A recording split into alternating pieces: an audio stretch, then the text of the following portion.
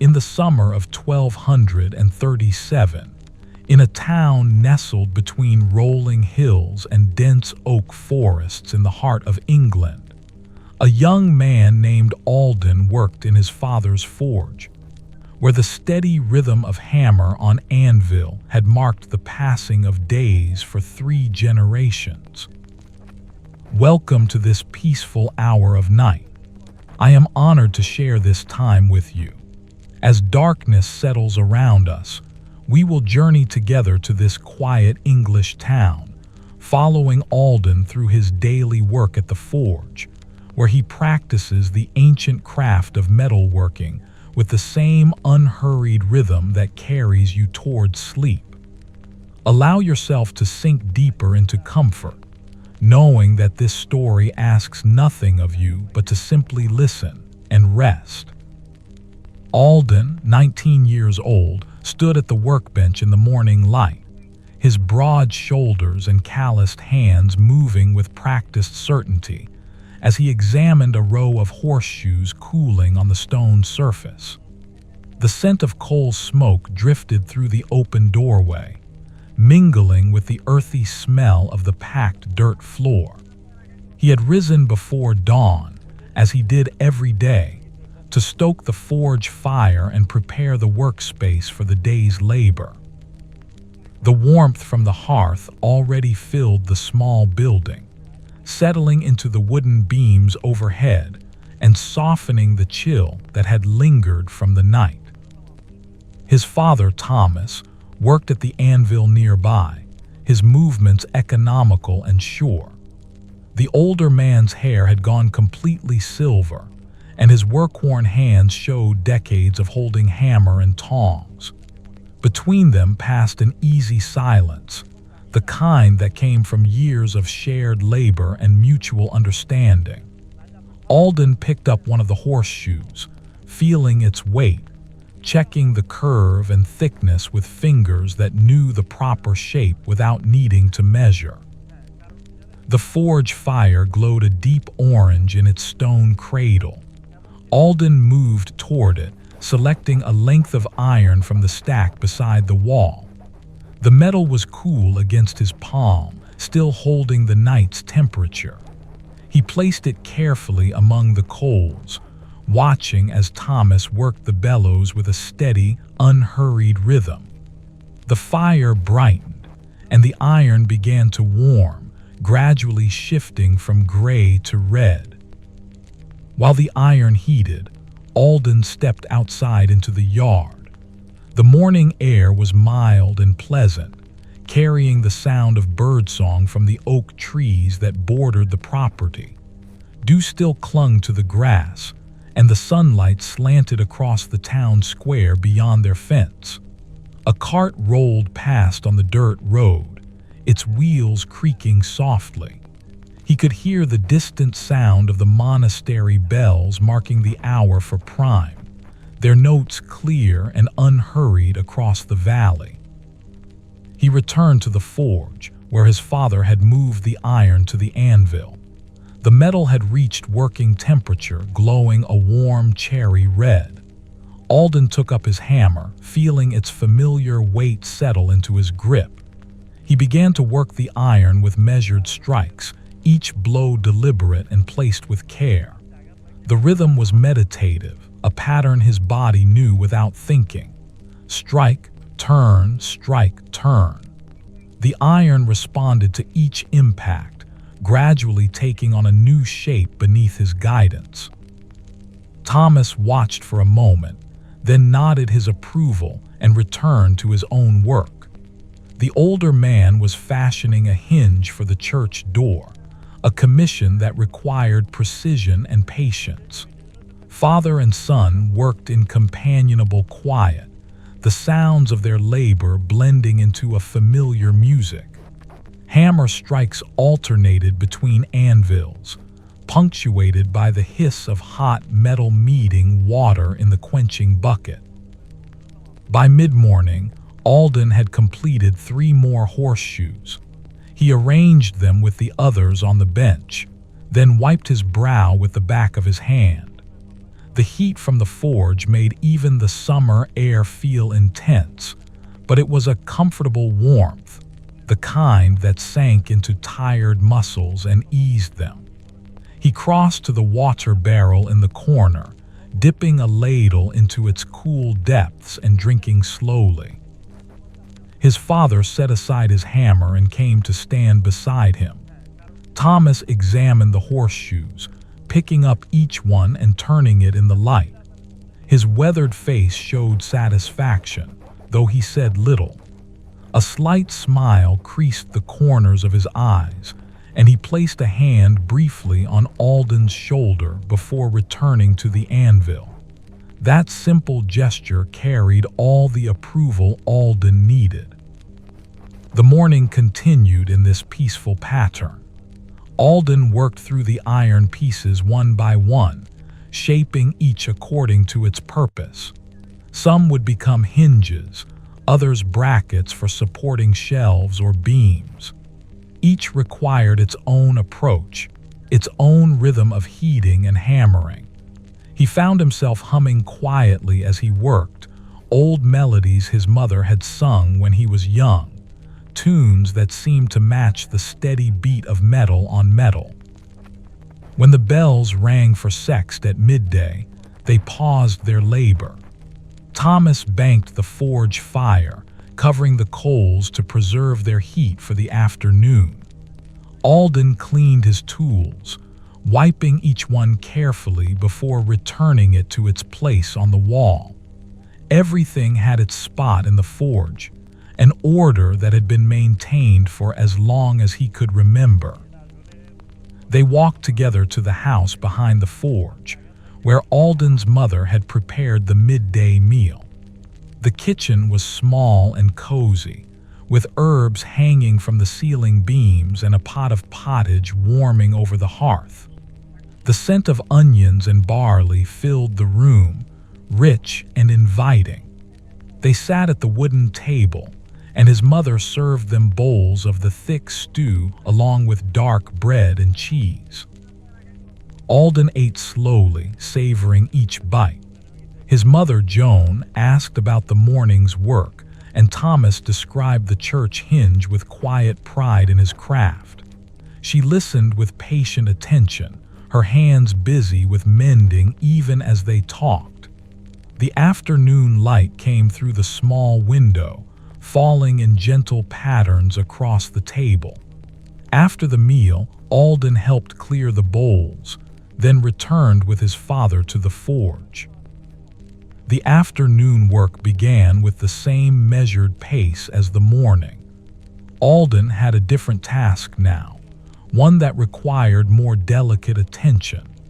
A merchant had commissioned a set of decorative iron brackets for his shop, and these needed to be both functional and pleasing to the eye. Alden selected a thinner piece of iron and began the careful process of heating and shaping it into curves and scrolls. This work demanded patience and repeated adjustments. He would heat a section of the iron, shape it slightly, then return it to the coals to heat again.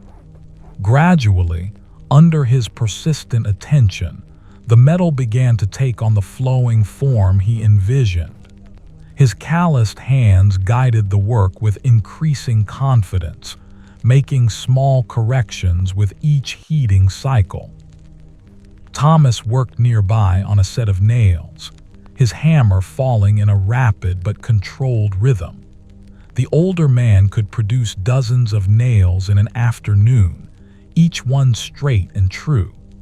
It was work he had done for 40 years, and his hands moved through the motions with barely a conscious thought.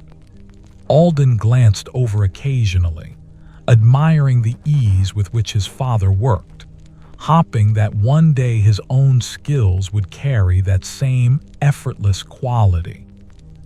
The afternoon deepened, and the quality of light in the forge shifted from bright to mellow.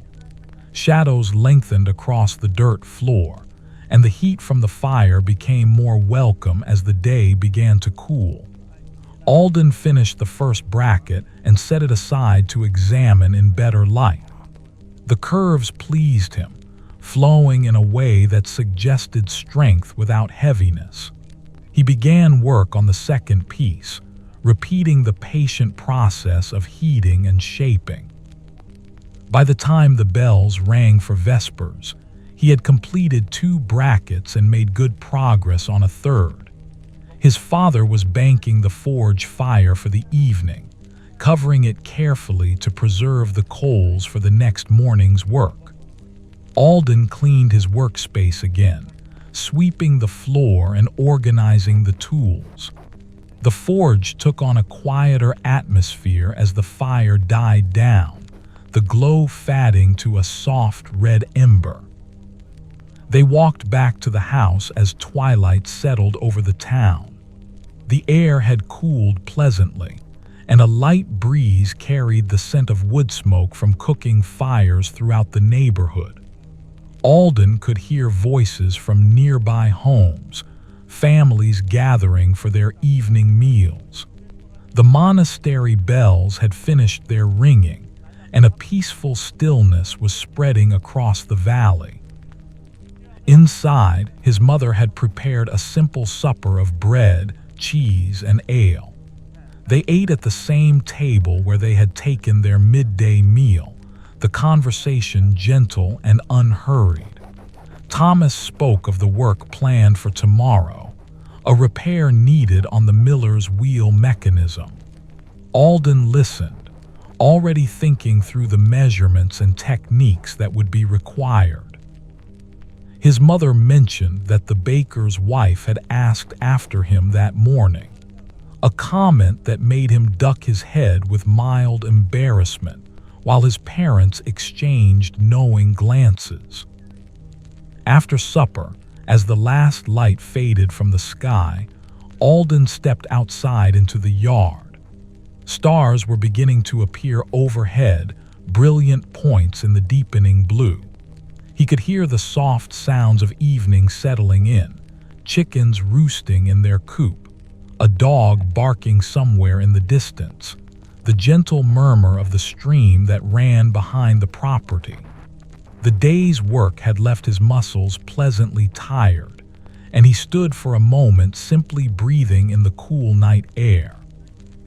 When he returned inside, his father was already settling into his chair by the hearth, and his mother was finishing the evening tasks. Alden climbed the narrow stairs to the small room he had slept in since childhood. The straw mattress was comfortable and familiar, and he lay down with a sense of deep contentment. Through the window, he could see stars scattered across the sky, constant and unchanging. Tomorrow would bring more work at the forge. The same steady rhythm of heating and shaping, of hammer and anvil, of metal gradually yielding to patient hands. The following morning arrived with the same gentle predictability. Alden woke to the sound of roosters calling across the town, their voices carrying through the cool pre-dawn air. He dressed in the darkness, pulling on his leather apron and heavy work tunic. The house was still quiet as he descended the stairs, moving carefully to avoid waking his parents. Outside, the sky was just beginning to lighten along the eastern horizon, a pale gray that promised another fair day. He crossed the yard to the forge, his feet finding the familiar path without needing to see. Inside, the building held the residual warmth from yesterday's fire, and the scent of coal and iron hung in the air like a greeting.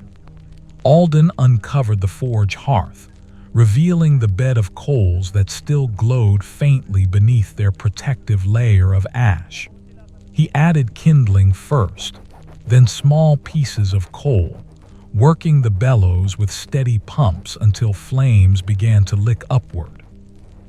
The fire responded to his attention, growing stronger as he fed it. Orange light filled the forge, casting dancing shadows on the stone walls. He arranged his tools for the day's work, checking each one with his calloused hands. The hammers, tongs, chisels, and punches all hung in their proper places, worn smooth by generations of use. Everything was ready when his father arrived, just as the first true sunlight began to stream through the doorway. Thomas carried a leather satchel containing bread and a small flask of ale for their morning break. He set it on the bench, then came to inspect the fire. The older man nodded his approval at the even heat Alden had coaxed from the coals.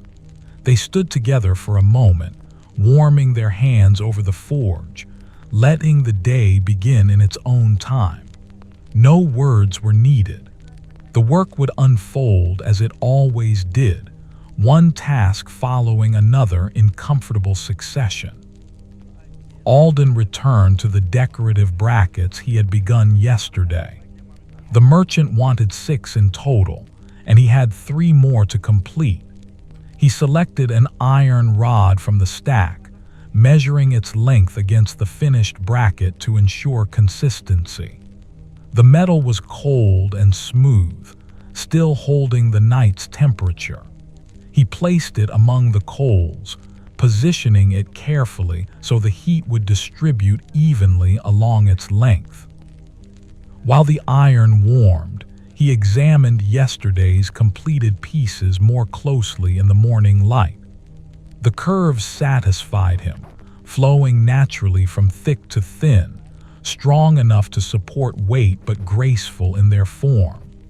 He ran his fingers along the scrollwork, feeling for any rough spots that might need filing. Finding none, he set them aside and turned his attention back to the forge. The iron had reached working temperature, glowing with that distinctive cherry red color. Alden withdrew it with his tongs and carried it to the anvil.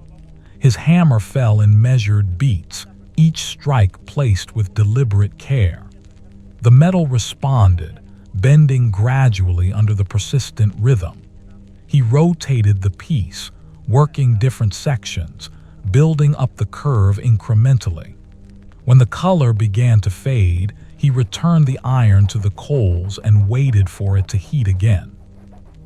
This cycle repeated throughout the morning, a meditation of heat and hammering. Between each heating, Alden would step back and assess the piece, comparing it to the finished brackets, making small adjustments to match their form. His broad shoulders moved with practiced economy, no wasted motion, each gesture purposeful and measured. The forge grew warmer as the sun climbed higher, but the heat was familiar and comfortable, wrapping around him like a well-worn cloak. Thomas worked at his own anvil, fashioning the pieces needed for the miller's wheel repair. The mechanism had broken under the constant strain of turning, and replacing it required several new components. The older man worked from memory and experience, his work-worn hands shaping each piece to fit precisely with the others. Father and son labored in their companionable silence, the sounds of their hammers creating an alternating rhythm that filled the forge with purposeful music. By the time the sun reached its zenith, Alden had completed the 3rd bracket and made substantial progress on the 4th. His calloused hands were blackened with soot and coal dust, and his tunic clung to his back with honest sweat. He set down his hammer and crossed to the water barrel, drinking deeply from the ladle. The water was cool and sweet, drawn fresh that morning from the well in the town square. His father joined him, wiping his brow with a cloth. Thomas examined the new bracket, turning it in the light to check its symmetry. His weathered face showed quiet satisfaction, and he set the piece down with a gentle nod.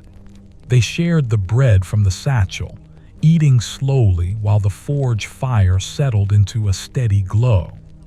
The midday bells had not yet rung, but both men knew the rhythm of the day well enough to judge the hour without needing to hear them.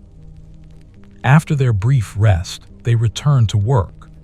Alden began heating the fourth piece of iron, watching as it gradually transformed from dull gray to vibrant orange.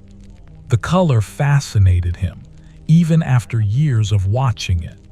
There was something almost alive in the way the metal responded to heat, becoming malleable and willing, ready to accept a new shape.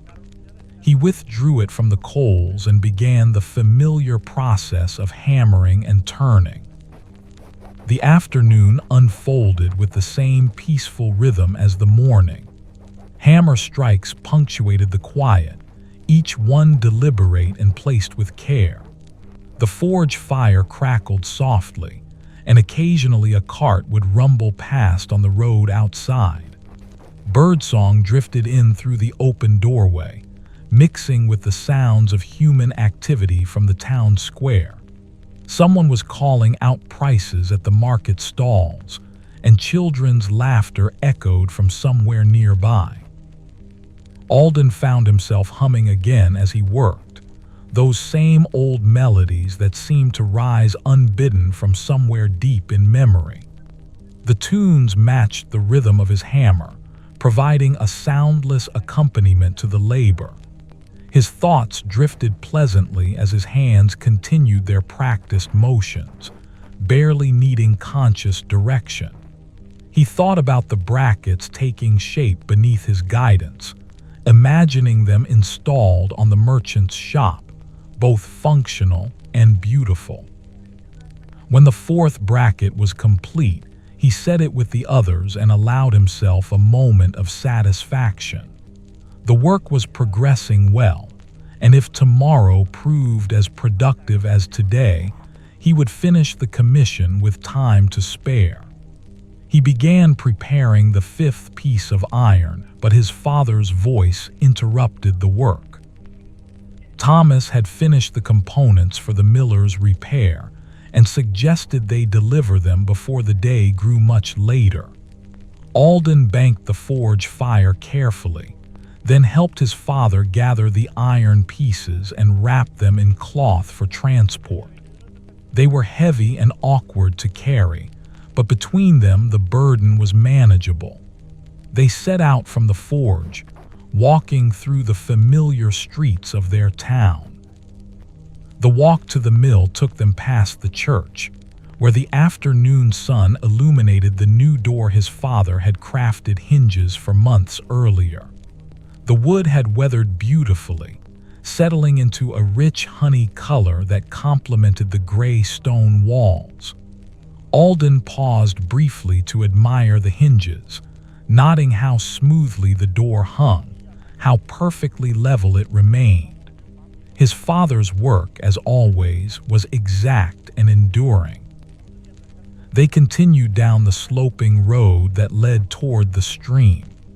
The path was well worn, packed hard by countless feet and cart wheels over the years. Oak trees lined both sides, their branches meeting overhead to create a tunnel of dappled shade. The temperature dropped pleasantly beneath the canopy, and the sound of running water grew gradually louder as they approached the mill. The mill sat astride the stream, its great wheel turning slowly in the current. Water splashed and gurgled around the wooden paddles, providing the power that ground grain into flour for the entire town. The miller, a stocky man named Roger, emerged from the building as they arrived. His tunic was dusted white with flour, and his hands showed the same powder ground into every crease and line. Roger greeted them warmly, clearly relieved to see the replacement parts. The broken mechanism had forced him to halt work for 2 days, and several farmers were waiting to have their grain milled. Thomas unwrapped the iron pieces, laying them out on a broad stone so the miller could inspect them. Roger examined each one carefully, testing their weight and checking their measurements against the broken parts. Satisfied, the miller led them inside to show where the components would be installed. The interior of the mill was dim and cool, filled with the rich scent of grain and flour. Massive wooden gears and shafts filled the space, all connected to the water wheel outside. Roger pointed to the area where the mechanism had failed, and Thomas explained how the new pieces would reinforce the structure, making it stronger than before. Alden listened and observed, adding this knowledge to his growing understanding of how iron served different purposes throughout the community. Every piece his father crafted had a specific role, a problem it solved or a need it met. The work was never merely decorative or abstract. It was practical, essential, woven into the daily life of everyone in the town. They helped Roger install the new components, working together to align everything precisely. The miller had tools suited to the task, and between the three men the work proceeded steadily. Thomas directed the effort with quiet authority, his work-worn hands guiding each piece into place. When the final component was secured, Roger tested the mechanism, slowly turning the gears by hand to ensure everything moved smoothly. The repair held perfectly. Roger's weathered face broke into a broad smile, and he clasped Thomas's hand in gratitude. He insisted they wait while he fetched payment, disappearing into the back room of the mill. He returned with a heavy sack of flour and several coins, pressing both into Thomas's hands despite the older man's protests that the flour alone was sufficient. They departed the mill as the afternoon light was beginning to soften toward evening. The walk back to the forge was unhurried, the sack of flour slung over Alden's broad shoulders. His calloused hands gripped the rough fabric, and he matched his pace to his father's, neither hurrying nor dawdling. The town was settling into its late afternoon rhythm, shops closing for the day, families beginning to prepare evening meals. When they reached home, Alden's mother received the flour with delight, already planning the bread she would bake in the coming days. The white powder would make finer loaves than the coarser grain they usually used, a welcome variety. She sent Alden to fetch water from the well while she and Thomas discussed the day's events. The well stood in the town square, its stone walls worn smooth by countless hands drawing rope over the edge. Alden lowered the wooden bucket, hearing the satisfying splash as it hit the water below. He hauled it up hand over hand, the rope rough against his calloused palms. Other townspeople were gathered around the well, exchanging news and gossip. He nodded greetings to those he recognized, keeping his interactions brief and comfortable. He filled 2 large jugs with the cold, clear water and carried them back to the house. His mother was preparing the evening meal, and the scent of cooking filled the kitchen. She had sliced yesterday's bread and was frying it in a pan with herbs and a precious bit of bacon fat. The sizzling sound and rich aroma made Alden suddenly aware of his hunger. The bread and ale at midday felt like a distant memory. They ate together as twilight gathered outside. The fried bread was crispy and savory, accompanied by cheese and the last of the spring onions from the garden. Thomas spoke little, but his presence was restful and solid. Joan asked about the mill repair, and Alden described watching the mechanism work once it was installed. His mother listened with genuine interest, asking questions that showed her understanding of the craft even though she did not practice it herself. After supper, Alden stepped outside once more. The evening air had cooled pleasantly, and stars were emerging one by one in the darkening sky. He could hear the familiar sounds of the town settling into night, doors closing, fires being banked, animals bedding down. A dog barked once, then fell silent. Somewhere a baby cried briefly before being soothed. These sounds formed a tapestry of community, each thread familiar and comforting. He stood in the yard for several minutes, letting the day's exertions fade into pleasant tiredness. His muscles ached in that satisfying way that spoke of honest labor well done. Tomorrow he would complete the remaining brackets and perhaps begin whatever new commission his father accepted next. The work would continue, season after season, year after year, each day bringing its own small satisfactions and quiet accomplishments. When he finally climbed the stairs to his room, the straw mattress welcomed him like an old friend. He lay on his back, watching the faint moonlight paint silver patterns on the ceiling. His calloused hands rested on his chest, still holding the day's warmth. Sleep was approaching with gentle inevitability, and he let himself drift toward it without resistance, knowing that morning would come in its own time, bringing another day of fire and iron, of hammer and anvil, of work that mattered.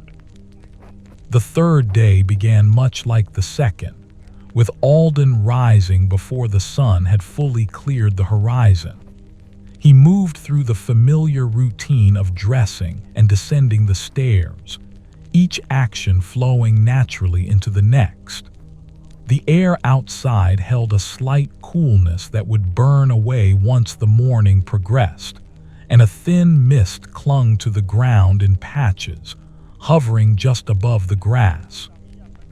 In the forge, he uncovered yesterday's banked coals and found them still holding heat deep within their gray exterior. He added fresh fuel gradually, coaxing the fire back to life with patient attention. The bellows wheezed softly as he worked them, and soon flames were dancing upward, casting their familiar orange glow across the stone walls and packed earth floor. His father arrived carrying 2 wooden cups of warm cider that Joan had prepared. They stood together near the forge, sipping the sweet liquid and letting the fire build its strength.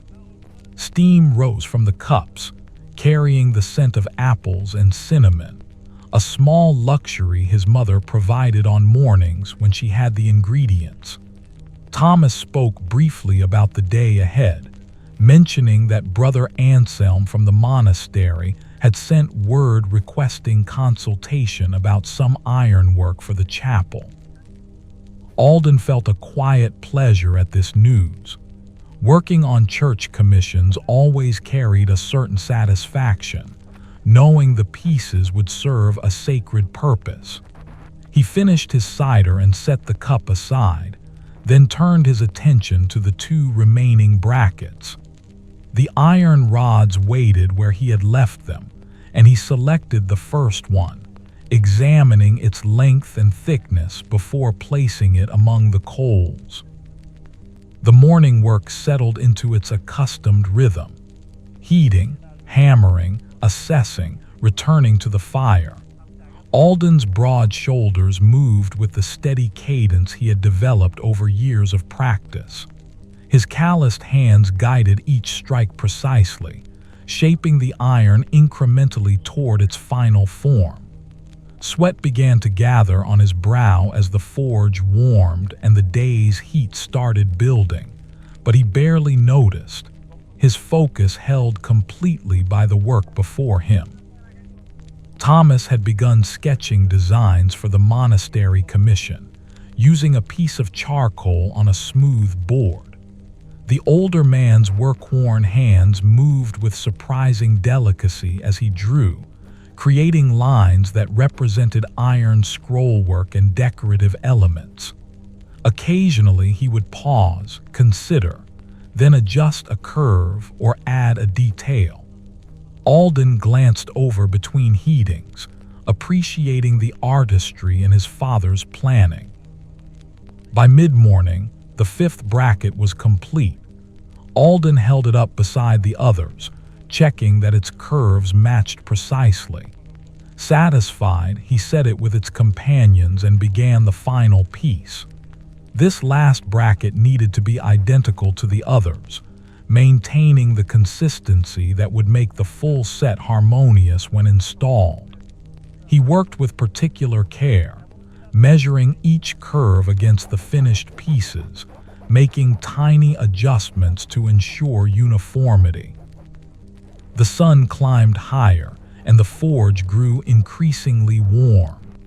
Alden paused periodically to drink from the water barrel, the cool liquid soothing his parched throat. His father worked at his own pace nearby, now beginning to cut and prepare iron stock for the monastery pieces. The sound of the hacksaw biting through metal added a new voice to the forge's music, a rhythmic scraping that alternated with the hammer strikes. When the final bracket was finished, Alden experienced a deep sense of completion. All 6 pieces lay arranged on the workbench, their curves flowing in identical patterns, their weight and balance perfectly matched. He knew the merchant would be pleased with the work. Each bracket was both functional and beautiful, capable of bearing substantial weight while adding an element of grace to wherever they would be mounted. His father came to inspect the finished commission, examining each piece with his characteristic thoroughness. Thomas lifted them one by one, testing their heft, running his fingers along the scrollwork to check for rough edges. His weathered face showed approval, and he spoke words of praise that Alden would treasure for days to come. The older man rarely offered compliments, making each one all the more valuable when it arrived. They wrapped the brackets carefully in cloth, protecting them from moisture and damage during transport. Alden volunteered to deliver them to the merchant's shop while his father continued preparing materials for the monastery work. Thomas agreed, and Alden gathered the bundle, feeling its satisfying weight in his arms. He set out through the town, following the familiar streets toward the market square where the merchant conducted his business. The walk took him past various shops and homes, all bustling with midday activity. A baker was pulling fresh loaves from his oven, the scent of bread filling the air with mouth-watering richness. 2 women stood talking near a doorway, their voices carrying snatches of conversation about someone's upcoming wedding. A boy drove a small flock of geese toward the common pasture, calling out to keep them moving in the right direction. The merchant's shop occupied a prominent corner of the market square. Its windows displayed bolts of cloth, ceramic vessels, and various imported goods that arrived via the trade roads. Alden entered through the heavy wooden door, and a bell chimed softly to announce his presence. The interior smelled of wool, leather, and exotic spices, a combination that spoke of distant places and far-reaching commerce.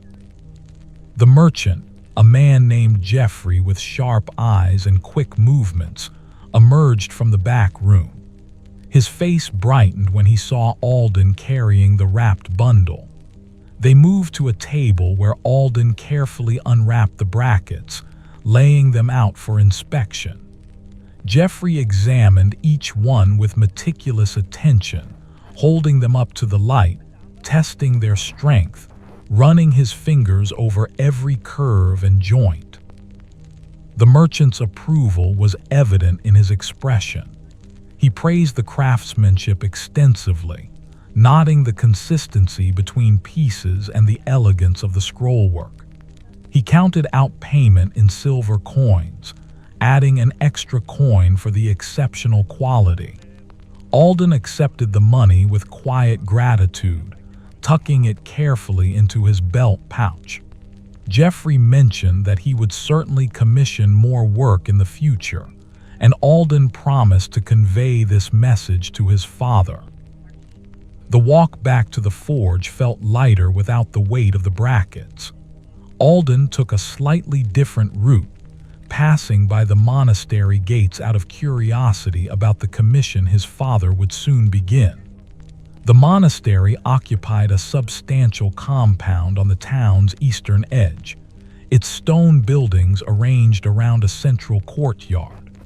Through the iron gates, he could see monks moving about their daily tasks, their brown robes swaying gently as they walked. Brother Anselm emerged from the gatehouse, recognizing Alden and calling out a greeting. The monk was an elderly man with a kind face and hands stained with ink from his work as a scribe. He asked after Thomas, and Alden explained that his father was preparing materials for the monastery work. Brother Anselm smiled and said he looked forward to discussing the project in detail, perhaps tomorrow if Thomas could spare the time. Alden continued homeward, arriving at the forge to find his father had made significant progress on cutting the iron stock. Neat piles of metal rods lay organized by length and thickness, ready to be transformed into whatever the monastery required. Thomas looked up as Alden entered, and the young man delivered the merchant's payment and his praise. His father accepted both with characteristic modesty, pocketing the coins and acknowledging the compliment with a simple nod. The afternoon stretched before them with no urgent tasks demanding immediate attention. Thomas suggested they use the time to organize the forge more thoroughly, a maintenance task that tended to be deferred during busy periods. Alden agreed readily, and together they began sorting through the accumulated materials and tools. They started with the scrap iron pile, separating pieces that could be reused from those too damaged or corroded to be salvaged. Usable scraps went into one container, and unusable material into another for eventual disposal or sale to a traveling tinker who might find purpose for it. The work was methodical and oddly satisfying, bringing order to chaos, making the workspace more efficient. Next, they addressed the tool racks, removing each implement and checking its condition. Hammers needed their handles inspected for cracks or looseness. Tongs required their joints examined to ensure they still gripped firmly. Files, chisels, and punches all received attention, and anything needing repair was set aside for mending. Alden's calloused hands moved surely through this inventory, his familiarity with each tool complete. While they worked, Thomas spoke about his own apprenticeship years, stories Alden had heard before but never tired of hearing. The older man's work-worn hands gestured as he described learning from his own father, the same forge passing down through generations. He spoke of mistakes made and lessons learned, of the slow accumulation of skill that could only come through patient repetition and careful attention. Alden listened while continuing the organizational work, sweeping the floor and clearing away debris that had accumulated in corners. The physical labor was light compared to forging, but still purposeful and worthwhile. The forge gradually transformed under their combined efforts, becoming cleaner and more orderly. Tools hung in precise arrangements, materials were properly sorted and stored, and the floor was swept clear of coal dust and metal shavings. By late afternoon, the work was complete. The forge looked ready for whatever projects lay ahead, organized and welcoming. Thomas surveyed their efforts with evident satisfaction, then suggested they finish early for the day. The light was still good, and the evening bells had not yet rung, but sometimes stopping while energy remained was its own kind of wisdom. They banked the forge fire for the night, covering it thoroughly to preserve the coals. Alden cleaned his hands and arms at the water barrel, scrubbing away the day's accumulation of soot and grime. The water ran gray at first, then gradually cleared as his skin returned to its natural color. He dried himself with a cloth, then followed his father back to the house. Joan had prepared an early supper, taking advantage of their unexpected arrival. She had made a pottage rich with vegetables from the garden, and the smell filled the kitchen with homey comfort. Carrots, onions, and turnips floated in a thick broth seasoned with herbs she had dried last autumn. Fresh bread accompanied the stew, still warm from baking, its crust golden and crackling. They ate slowly, savoring the meal and the unusual luxury of extra evening time. Conversation wandered pleasantly across various topics: the merchant's satisfaction with the brackets, Brother Anselm's upcoming visit, the neighbor's new calf that had been born that morning. Joan mentioned that several wives in the town were planning to gather herbs in the forest the following week, and she intended to join them if weather permitted. After supper, rather than retiring immediately, they sat together in the main room. Thomas took up some mending that had been waiting, repairing a tear in his work apron with careful stitches. Joan worked at her spinning wheel, the rhythmic whir providing a soothing backdrop. Alden simply sat, watching the fire burn low in the hearth, letting his mind rest in the peaceful atmosphere. The evening deepened outside, stars appearing in the darkening sky. A cool breeze drifted through the open window, carrying the scent of approaching night, earth and grass, and the distant hint of wood smoke from other hearths throughout the town. Alden felt the day's work settling into his muscles, a pleasant tiredness that spoke of accomplishment and honest effort. Eventually, his mother set aside her spinning and began preparing for bed. Thomas finished his mending and banked the hearth fire, ensuring it would burn safely through the night.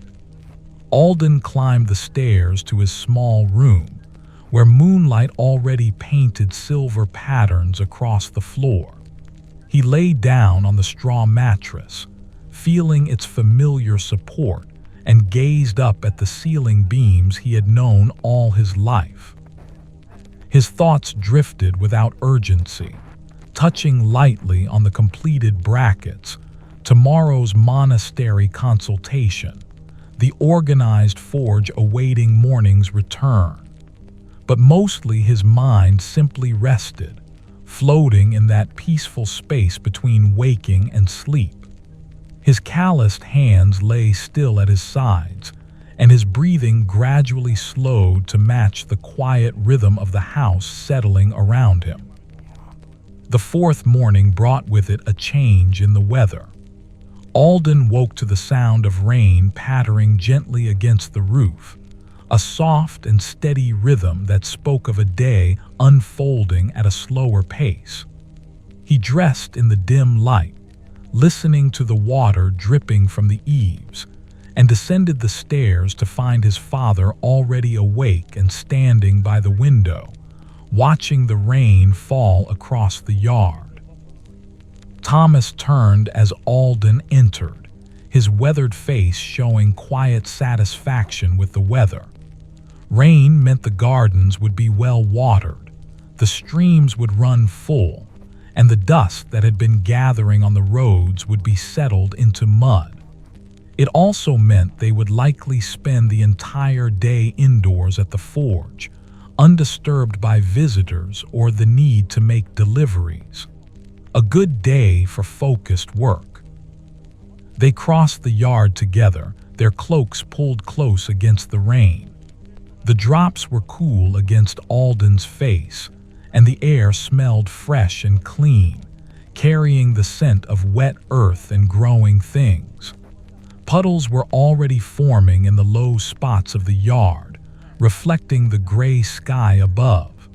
They entered the forge, shaking water from their cloaks and hanging them near the door to dry. Alden uncovered the forge fire while his father lit candles to supplement the weak daylight filtering through the doorway. The flames caught quickly in the sheltered hearth, and soon the interior of the forge was filled with warm, flickering light. The sound of rain on the roof created a peaceful backdrop, a steady percussion that seemed to slow time itself. Alden found himself moving more deliberately than usual, matching his pace to the unhurried tempo of the weather. His father spread out the drawings he had made for the monastery commission on the workbench. Brother Anselm had requested decorative ironwork for the chapel's new altar screen, a substantial project that would require several weeks to complete. The design showed intricate scrollwork interspersed with crosses and stylized vines, all meant to frame and support wooden panels that the monastery's carpenter would provide. Thomas explained each element of the design to Alden, his work-worn hands tracing the charcoal lines while speaking in his measured way. The altar screen would stand as tall as a man and stretch the width of the chapel's chancel, separating the sacred space from the nave. Every piece of ironwork would need to be crafted with precision, as any imperfection would be visible to all who came to worship. The responsibility was significant, and Alden felt both the weight of it and a quiet excitement at being part of such meaningful work. They began by selecting the finest iron from their stores, examining each rod carefully for flaws or weaknesses. Only the best material would serve for this commission. Thomas taught Alden to sight along the length of each piece, checking for straightness, and to feel for inconsistencies in the metal's texture that might indicate hidden problems. They set aside their chosen stock in a separate area, treating it with the reverence it deserved. The morning passed in this careful preparation. Rather than rushing into the actual forging, Thomas insisted they take time to plan each step thoroughly. He had Alden practice drawing portions of the design on a slate, teaching him to visualize how the iron would need to bend and curve to match the pattern. The young man's calloused hands grew dusty with chalk as he sketched, erased, and sketched again, gradually developing an understanding of the work ahead. By mid-morning, the rain had settled into a steady drizzle, and the forge felt increasingly cozy in contrast to the dampness outside. Joan arrived with a basket containing their midday meal, not wanting them to interrupt their work to come to the house. She had wrapped everything carefully against the weather: bread, cheese, cold meat from yesterday's supper, and a jug of ale. She set the basket on a clean section of the workbench, then stood for a moment admiring the drawings for the monastery commission. Alden's mother asked questions about the design, and Thomas explained it with the same patience he had shown his son. Joan had a keen eye for beauty, even though she worked with thread and fabric rather than iron. She pointed out how certain curves in the design echoed shapes found in nature, in the unfurling of fern fronds and the spiral of vineyard tendrils. Her observations pleased Thomas, who nodded thoughtfully, seeing his work through her perspective. After she departed, father and son shared the meal while continuing to discuss the project.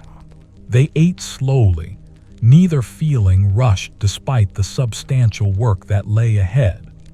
The rain provided a natural boundary to the day, creating a sense of being suspended outside normal time. Alden found his mind settling into a contemplative state, turning over the various challenges the commission would present and considering how best to approach each one.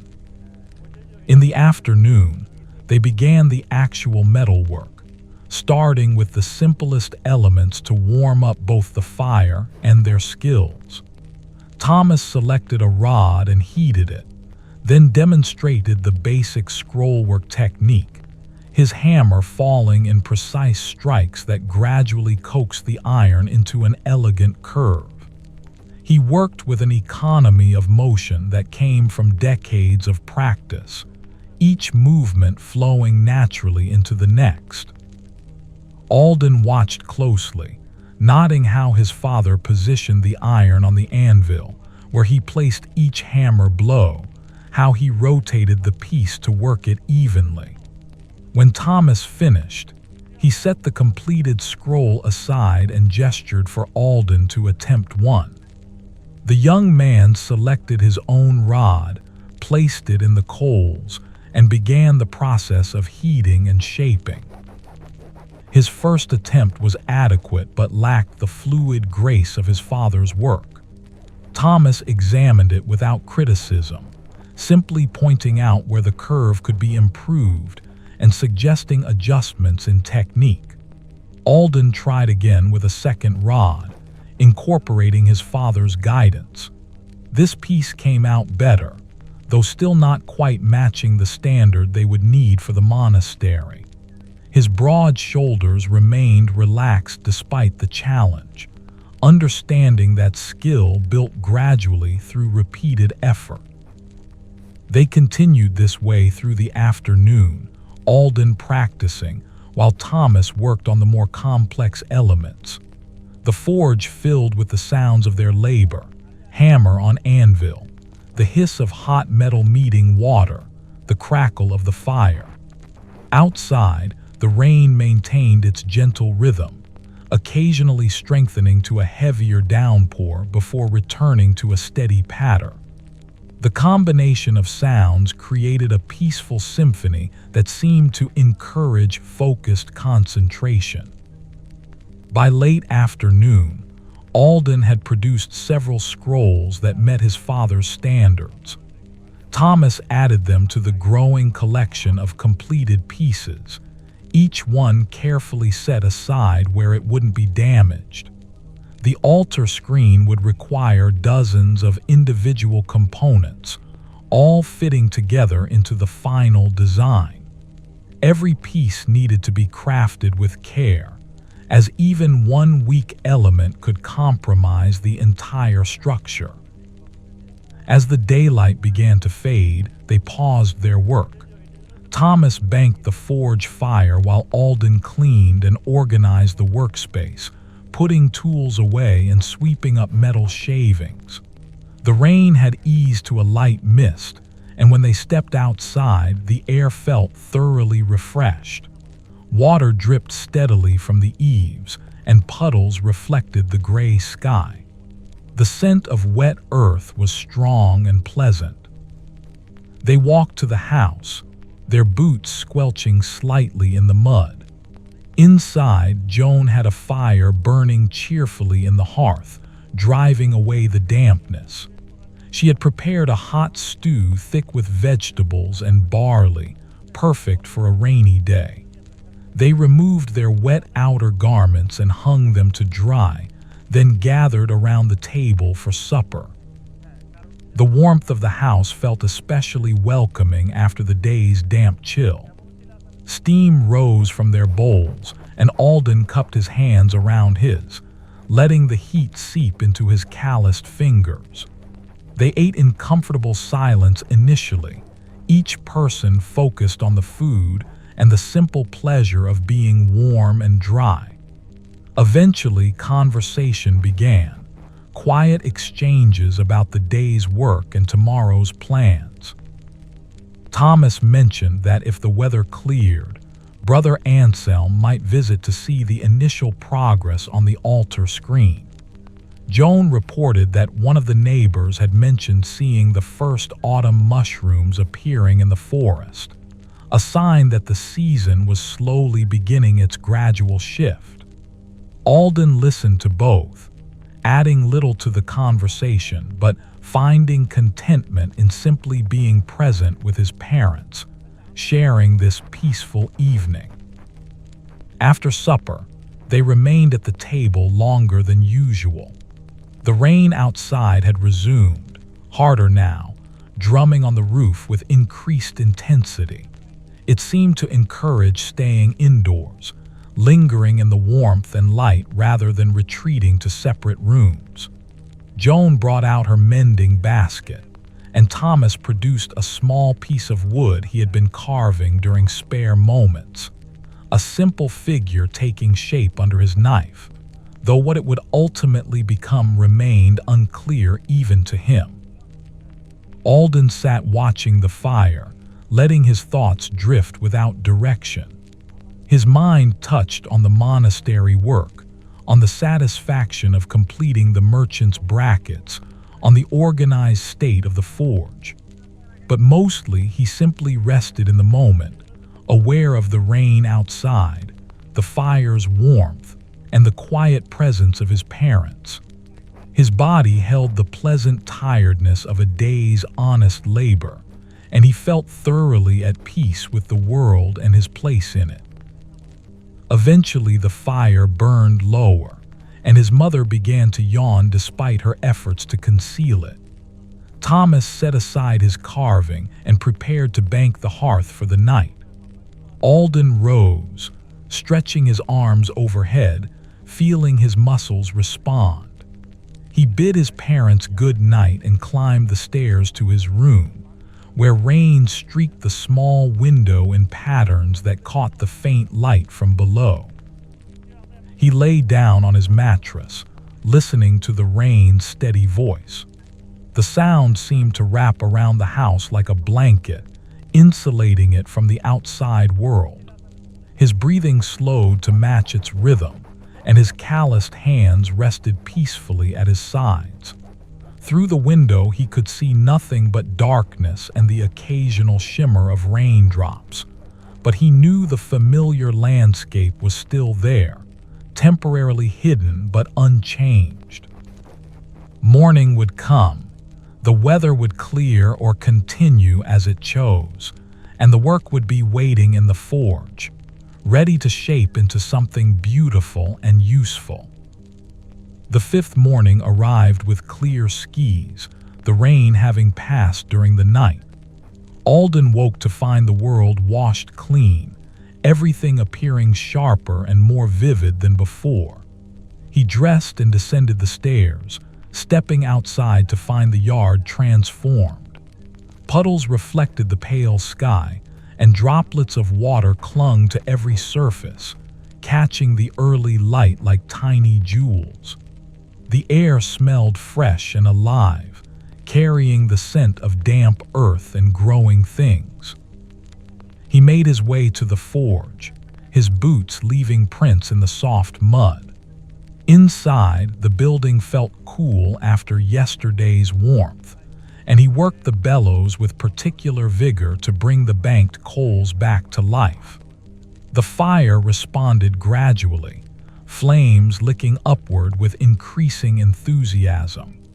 By the time his father arrived, the forge was beginning to radiate its customary heat, driving away the morning chill. Thomas carried news that Brother Anselm would indeed visit that afternoon to inspect their progress on the altar screen commission. This knowledge added a gentle purpose to the morning's work. They wanted to have several more completed pieces to show the monk, demonstrating their commitment to the project. Alden selected an iron rod and placed it among the coals, watching it begin its transformation from cold metal to workable material. The morning unfolded with focused attention. Alden worked on more scrollwork elements, his technique improving with each piece as his hands learned the precise movements required. His broad shoulders settled into the rhythm of heating and hammering, and he found himself entering that meditative state where time seemed to slow and thoughts became quiet. The work itself became everything: the color of the heated iron, the feel of the hammer's weight, the gradual emergence of the desired form. Thomas crafted the more intricate components, pieces that required advanced skill and years of experience. He worked on the decorative crosses that would appear at intervals throughout the design, each one needing to be identical in size and proportion. His work-worn hands moved with absolute certainty, no hesitation or doubt, each hammer strike placed exactly where it needed to be. Alden glanced over occasionally, studying his father's technique, adding these observations to his growing knowledge. By late morning, they had accumulated an impressive collection of completed elements. The pieces lay arranged on the workbench in the order they would eventually be assembled, giving a preview of how the finished altar screen would appear. Even in their separate state, the ironwork showed beauty and careful craftsmanship. The scrolls curved with elegant consistency, and the crosses stood straight and true, their arms perfectly balanced. They paused for a brief midday meal, eating bread and cheese while standing near the forge to keep the fire attended. The day had grown warm under the clear sky, and the remaining puddles in the yard were shrinking visibly as the sun drew moisture back into the air. Birds sang with particular enthusiasm, as they often did after rain, and the sound drifted pleasantly through the open doorway. Brother Anselm arrived in the early afternoon, his brown robes swaying as he walked. The elderly monk moved slowly but with purpose, his ink-stained hands clasped before him. He greeted Thomas and Alden warmly, asking after their health and Joan's well-being before turning his attention to the work in progress.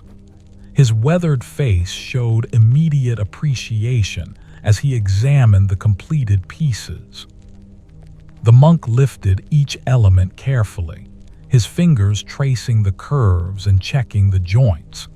He spoke in his gentle voice about how the ironwork would serve the chapel, how it would direct the eye toward the sacred space beyond while remaining beautiful in its own right. Brother Anselm had spent decades illuminating manuscripts, and he understood the relationship between form and function, between beauty and purpose.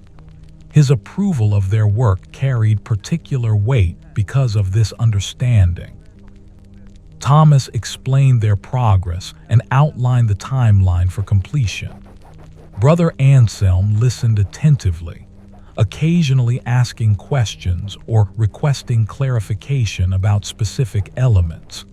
He mentioned that the carpenter had begun work on the wooden panels that would be framed by the ironwork, and both projects were progressing in harmony. The monk expressed confidence that the altar screen would be completed well before the feast day when the bishop would visit to consecrate it.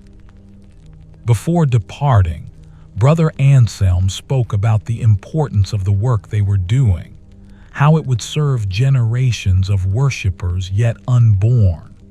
His words were not effusive or overly dramatic, but they carried a quiet sincerity that touched both Alden and his father. The monk blessed their work with a simple gesture, then took his leave, walking back toward the monastery with his characteristic measured pace. After Brother Anselm's departure, Thomas and Alden returned to their labor with renewed purpose. The monk's visit had reinforced the significance of what they were creating, and both men felt the weight of that responsibility settling comfortably across their shoulders.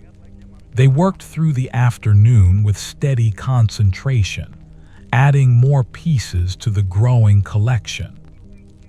Alden found himself thinking about Brother Anselm's words regarding future generations. The idea that something he helped create might still be serving a purpose decades or even centuries hence carried a certain gravity. His calloused hands moved carefully over the iron, ensuring each detail met the highest standard. This was not mere craft, but something approaching art, work that transcended simple utility to touch something deeper. The afternoon light gradually softened as the sun began its descent toward the horizon. Thomas called a halt to the forging while good light remained, suggesting they begin the careful work of assembling some of the completed pieces. This stage required different skills, precision fitting, careful measurement, and patient adjustment. They laid out several scrollwork elements and began connecting them according to the design. The work demanded intense focus. Each joint needed to fit perfectly, with no gaps or misalignments. Thomas demonstrated how to heat the joining points just enough to allow them to be worked together without compromising the structural integrity. Alden watched closely, then attempted a joint himself under his father's guidance. His first try required adjustment, but the second achieved the tight fit they needed. They continued this assembly work until the light grew too dim for such precise labor. The connected pieces were taking recognizable shape now, no longer individual elements but parts of a larger whole. Thomas secured them carefully, ensuring nothing would shift overnight. Then they banked the forge fire and prepared to finish for the day. The walk to the house felt different this evening. Alden experienced a deep satisfaction with the day's accomplishments, both in the pieces they had crafted and in the progress of assembly. His father seemed similarly content, his weathered face showing a relaxed expression that spoke of work well done. They entered the house to find Joan preparing supper, and the familiar scent of cooking welcomed them home. The evening meal was simple but nourishing, a thick soup made with dried peas and flavored with a ham bone Joan had been saving. Fresh bread accompanied it, still warm from the oven, and there was butter to spread on the slices, a small luxury. They ate slowly, savoring both the food and the comfortable atmosphere. Conversation wandered across various topics, touching on the monastery work, the cleared weather, and small news from around the town. After supper, as twilight deepened outside, they sat together in the main room. Thomas took up his carving again, and the figure was beginning to reveal itself as a small bird, though still rough and unfinished. Joan worked at her spinning wheel, the rhythmic sound providing its soothing backdrop. Alden simply rested, watching the fire burn steadily in the hearth, feeling the day settle into memory. His thoughts drifted peacefully, touching on various moments from the day. The morning's clear light after rain, Brother Anselm's kind words, the satisfaction of pieces fitting together precisely. But mostly his mind simply floated in that restful space where thinking gives way to simple awareness. His calloused hands lay still in his lap, and his breathing matched the slow rhythm of the spinning wheel. Eventually, his mother set aside her work and began preparing for bed. Thomas finished a particularly delicate cut on his carving and carefully put it away for the night. Alden rose, stretching his arms overhead, feeling his muscles respond with their familiar tiredness. He climbed the stairs to his room, where the window showed stars beginning to appear in the darkening sky. He lay down on his mattress, the straw rustling softly beneath him. Through the window, he could see the first bright stars of evening, steady points of light in the deepening blue. The house settled around him with its familiar creaks and sighs, and somewhere in the distance he could hear a night bird calling. His body felt thoroughly at peace, tired in the best way, ready for sleep's gentle arrival.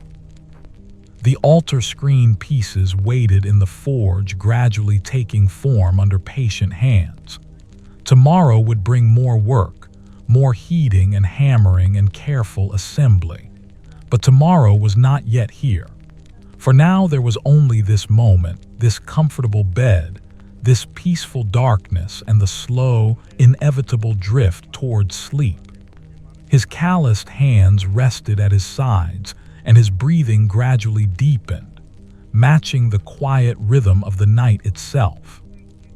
The sixth morning dawned with a clarity that seemed to sharpen every detail. Alden woke to find sunlight already streaming through his small window, painting golden squares on the floor. He had slept deeply, his body fully rested from the previous day's labor.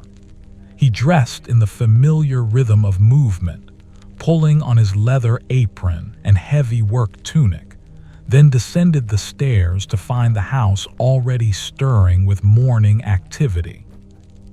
His mother was kneading dough at the kitchen table, her hands working the pale mass with practiced rhythm. The scent of yeast and flour filled the room, promising fresh bread for later in the day. She smiled at Alden as he passed, and he paused to kiss her cheek before heading outside. The gesture was simple and habitual, a small acknowledgement of affection that needed no words. The yard showed no trace of the recent rain except for the vibrant green of the grass and the fullness of the water barrel. Alden crossed to the forge, his boots leaving dark prints in the dew. Inside, he found his father had already arrived and was examining the assembled pieces from yesterday's work. Thomas turned as Alden entered, his weathered face showing quiet satisfaction with what they had accomplished. They uncovered the forge fire together, working in their customary silence. The coals came to life quickly, and soon the interior of the building was filled with warmth and the familiar orange glow. Alden arranged the tools they would need for the day's work, his calloused hands moving surely through the preparation. Today, they would continue assembling more sections of the altar screen, connecting individual pieces into larger components. The morning settled into focused concentration. Thomas worked on one section while Alden tackled another, both men moving with deliberate care. The assembly required heating specific points just enough to make them workable without compromising the surrounding metal. It was delicate work, demanding patience and precise judgment. Alden found himself holding his breath during critical moments, releasing it slowly when a joint came together exactly as intended. His broad shoulders bent over the work, and he lost awareness of time's passage. The world narrowed to the iron in his hands, the color of the heated metal, the feel of pieces sliding into perfect alignment. Occasionally, his father would pause to offer guidance or demonstrate a particular technique, and Alden absorbed these lessons with grateful attention. Each piece of knowledge added to his growing understanding of the craft. By mid-morning, they had completed 2 substantial sections of the altar screen. The assembled pieces revealed the design's elegance more fully now. The scrollwork flowed in graceful curves, and the crosses stood at measured intervals, their presence dignified without being overpowering. Even in its incomplete state, the ironwork suggested the beauty it would possess when finished and installed in the chapel. They paused briefly to drink water and eat a piece of bread Joan had brought earlier. The day had grown warm, and the forge radiated substantial heat. Alden wiped his brow with the back of his hand, leaving a smudge of soot across his forehead. His father noticed and smiled, reaching over to brush it away with a cloth. The gesture was tender despite Thomas's work-worn hands, a reminder of the affection that existed beneath their quiet interactions. The afternoon brought a visitor. The merchant Geoffrey arrived, leading a cart pulled by a sturdy mule. He had come to commission another set of brackets, having received numerous compliments on the ones Alden had delivered. Geoffrey's sharp eyes took in the monastery work with evident appreciation, and he asked several questions about the project's scope and timeline. Thomas answered with his characteristic brevity, providing information without embellishment. After discussing the new commission and agreeing on terms, Geoffrey departed. His visit had been brief but pleasant, and the promise of future work provided a sense of security. Thomas mentioned that steady commissions from reliable customers formed the foundation of a successful forge. It was not dramatic or exciting, but it was dependable, and dependability had its own value. They returned to the altar screen assembly, working through the warm afternoon hours. Alden completed another section under his father's watchful guidance, and this one came together more smoothly than earlier attempts. His hands were learning the precise pressure needed, the exact temperature at which the metal became workable. These lessons couldn't be taught through words alone, but had to be absorbed through repeated practice. The light was beginning its gradual shift toward evening when Brother Anselm returned, this time accompanied by the monastery's carpenter. The carpenter was a lean man named Walter, with sawdust perpetually clinging to his tunic and the sweet scent of wood shavings following him. He examined the ironwork with professional interest, measuring various elements and discussing with Thomas how the wooden panels would fit within the iron framework. Walter produced drawings of his own work, spreading them on the workbench beside Thomas's designs. The 2 craftsmen compared their plans, making small adjustments to ensure perfect compatibility. Alden watched this collaboration with quiet interest, appreciating how different skills came together to create something neither could achieve alone. The carpenter's work would provide substance and warmth, while the ironwork would offer structure and enduring strength. Brother Anselm blessed their continued efforts, his ink-stained hands moving in the familiar gesture. He spoke briefly about how the altar screen would serve the community's spiritual needs, creating a threshold between the ordinary and the sacred.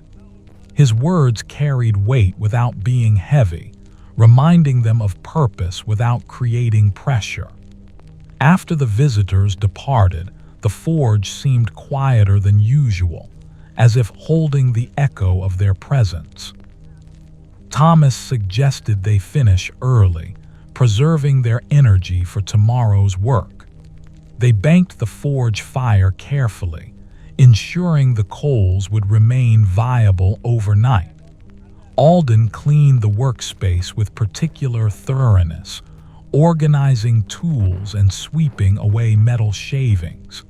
Everything was left ready for the morning's resumption of labor.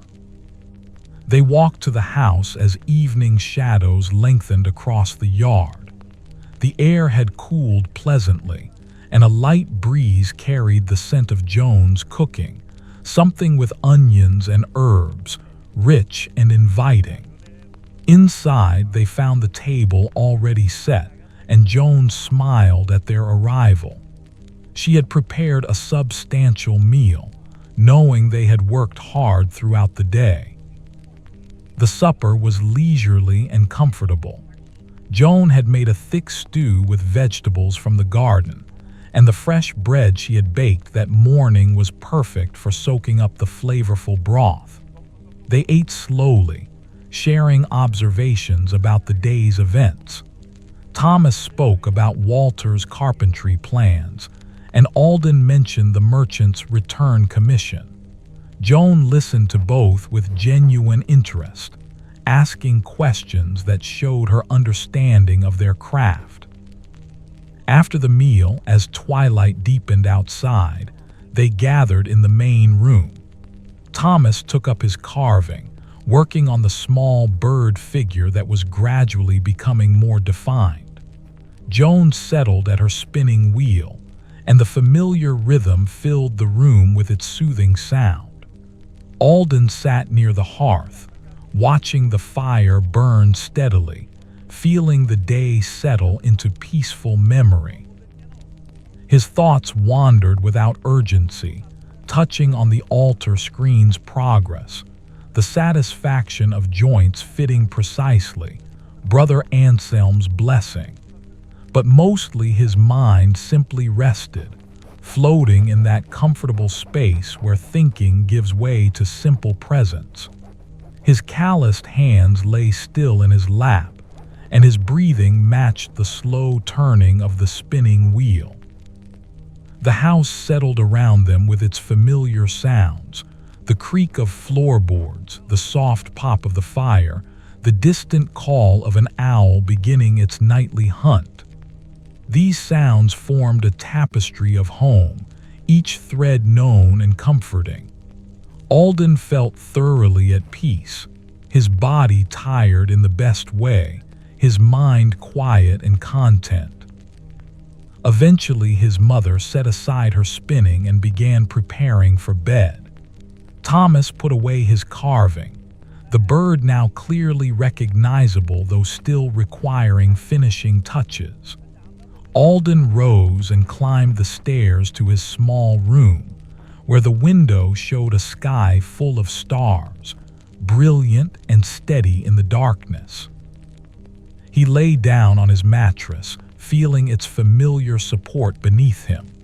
Through the window he could see those constant points of light, unchanged since the beginning of time, unchanging until its end. The thought was not disturbing but comforting, a reminder of continuity and permanence. Tomorrow would bring more work on the altar screen, more heating and hammering and careful assembly. But tomorrow was not yet here. For now there was only this moment, this comfortable bed, this peaceful darkness, this slow drift towards sleep.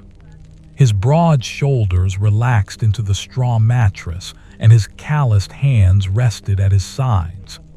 His breathing deepened gradually, matching the quiet rhythm of the house around him. The work would be waiting in the morning, patient and purposeful, ready to be shaped into something that would endure for generations yet unborn.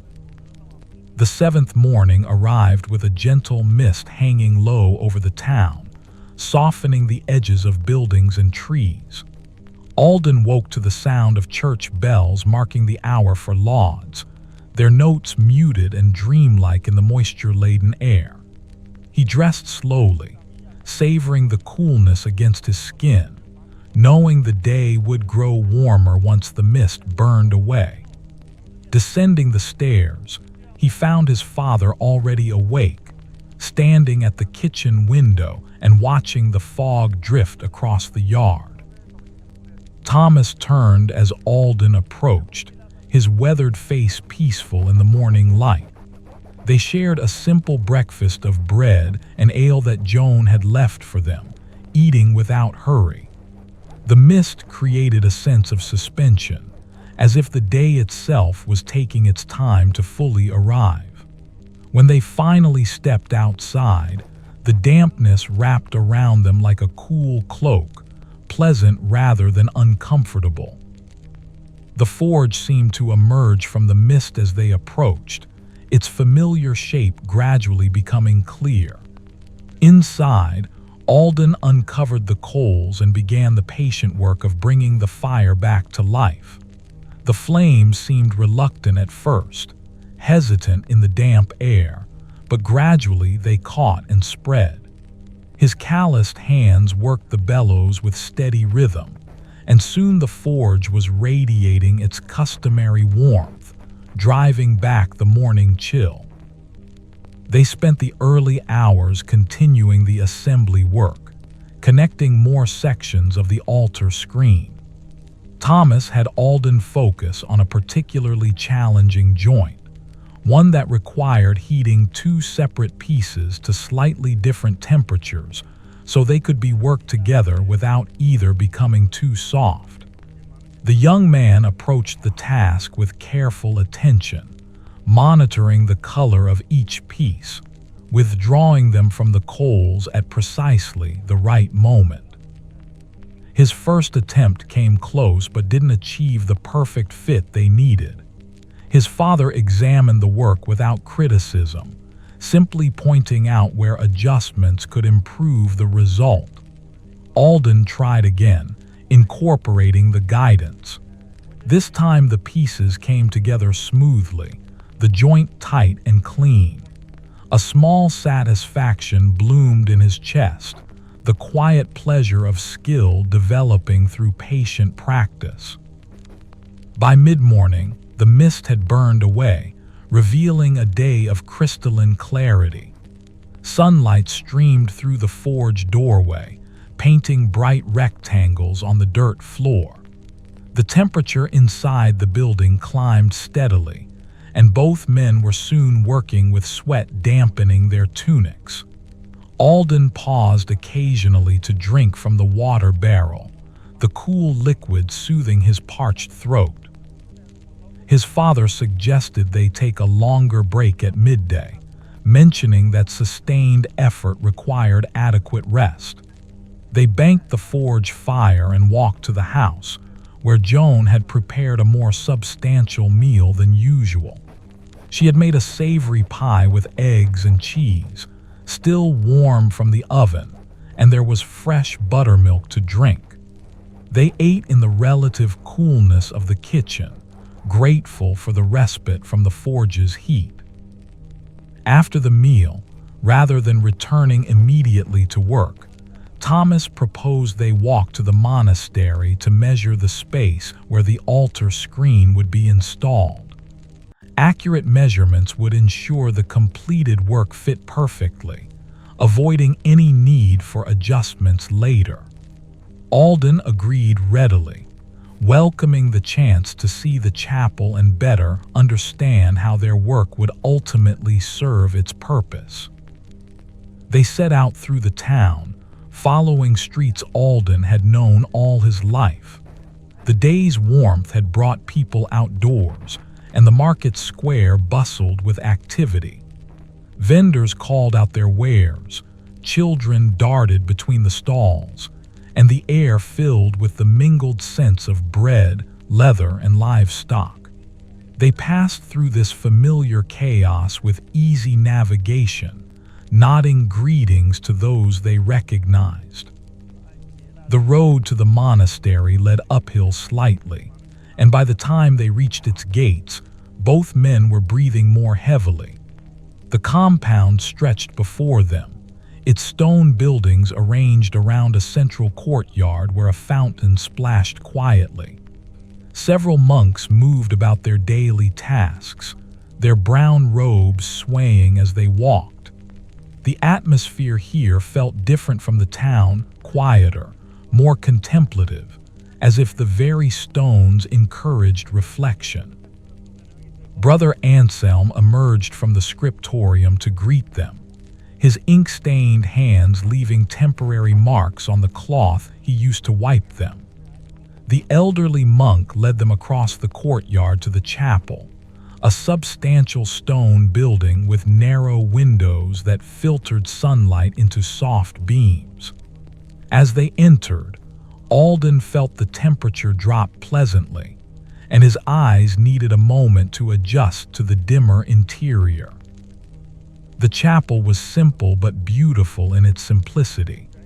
Stone pillars supported the vaulted ceiling, and the altar stood at the far end, currently unadorned except for a white cloth.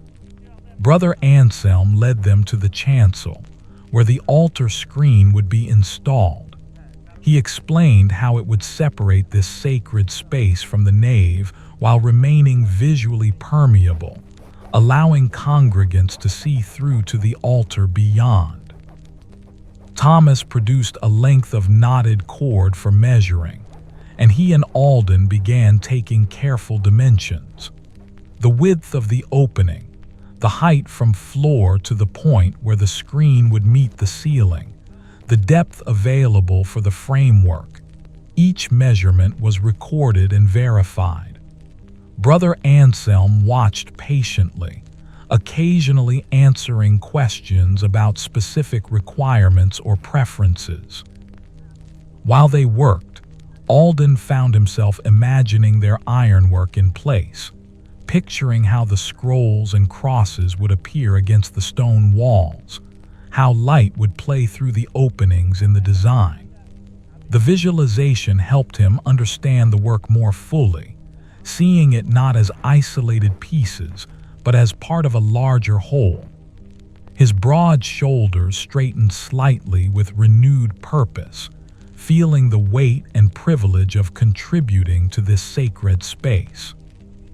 The measurements complete, Brother Anselm offered to show them the rest of the monastery. They visited the scriptorium, where several monks bent over desks, carefully copying manuscripts with quills that scratched softly against vellum. The scent of ink and parchment filled the room, and Alden marveled at the patience required for such detailed work.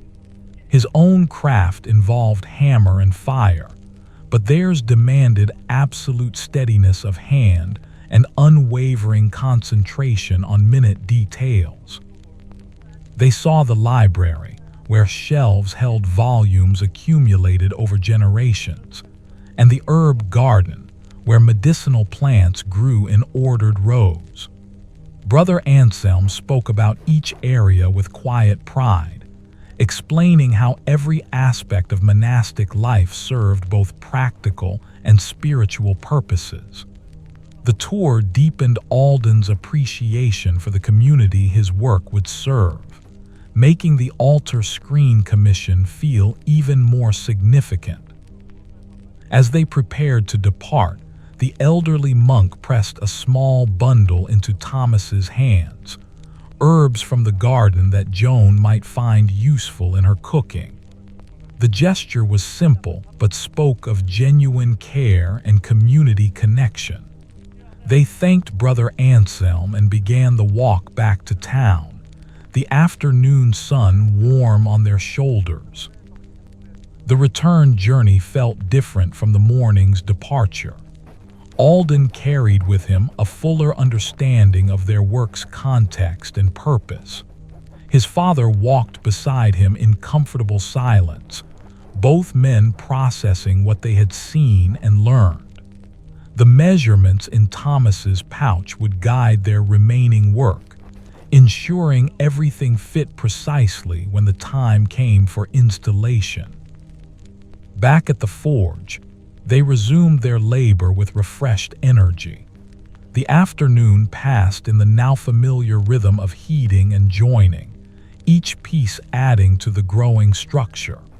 Alden found his hands moving with increasing confidence, the lessons of the past days accumulating into genuine skill.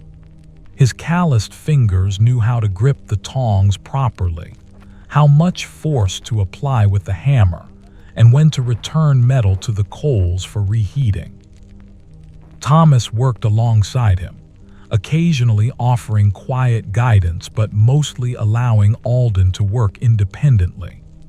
The older man's work-worn hands shaped his own components with practiced ease, and together they made steady progress. The altar screen was taking recognizable form now, no longer just individual elements but sections that suggested the final design's elegance and strength. By late afternoon, they had assembled another major section. Standing back to view their progress, both men felt quiet satisfaction. The work was proceeding well, on schedule and meeting the high standards they had set. Thomas mentioned that at this pace, they might finish ahead of the timeline Brother Anselm had mentioned, allowing extra time for any final adjustments or refinements. As the light began its evening softening, they secured the completed sections carefully, ensuring nothing would shift or be damaged overnight. The forge was cleaned and organized, tools returned to their places, the fire banked with practiced efficiency. Everything was left ready for tomorrow's continuation of the work. They walked to the house as the first stars began appearing in the deepening sky. The day's warmth was fading gradually, replaced by a pleasant coolness that made the evening air feel refreshing. Joan met them at the door, accepting the herbs from Brother Anselm with delight. She immediately began discussing what she might prepare with them, her enthusiasm making both men smile. The evening meal was relaxed and comfortable. Joan had prepared a simple but satisfying supper of barley porridge enriched with butter and seasoned with the last of the spring herbs from her own garden.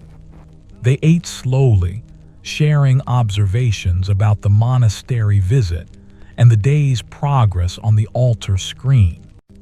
The conversation flowed easily, punctuated by comfortable silences when words seemed unnecessary. After supper, they gathered in the main room as had become their habit. Thomas continued work on his carved bird, which was now nearly complete, requiring only final details and smoothing.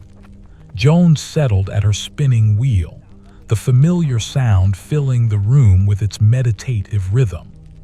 Alden sat watching the fire, his mind peacefully quiet, his body tired in that thoroughly satisfying way that spoke of honest labor well done.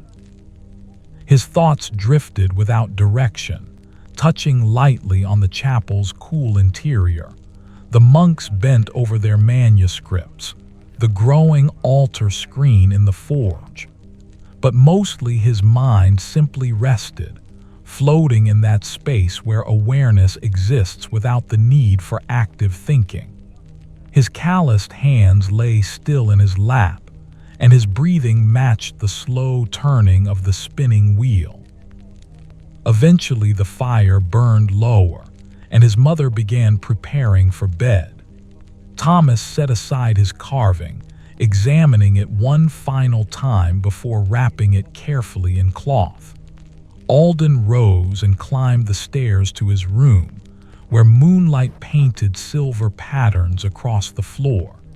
He lay down on his mattress, feeling the day settle into memory, and gazed up at the ceiling beams he had known since childhood. Through the window, stars scattered across the darkness, constant and unchanging. His broad shoulders relaxed completely into the straw mattress, and his calloused hands rested peacefully at his sides. Tomorrow would bring more work on the altar screen, more careful assembly, more pieces joining to form the whole. But tomorrow was not yet here. For now there was only this moment, this comfortable bed, this gentle darkness, and the slow, inevitable approach of sleep. The 8th morning began with bird song, a chorus of voices welcoming the dawn.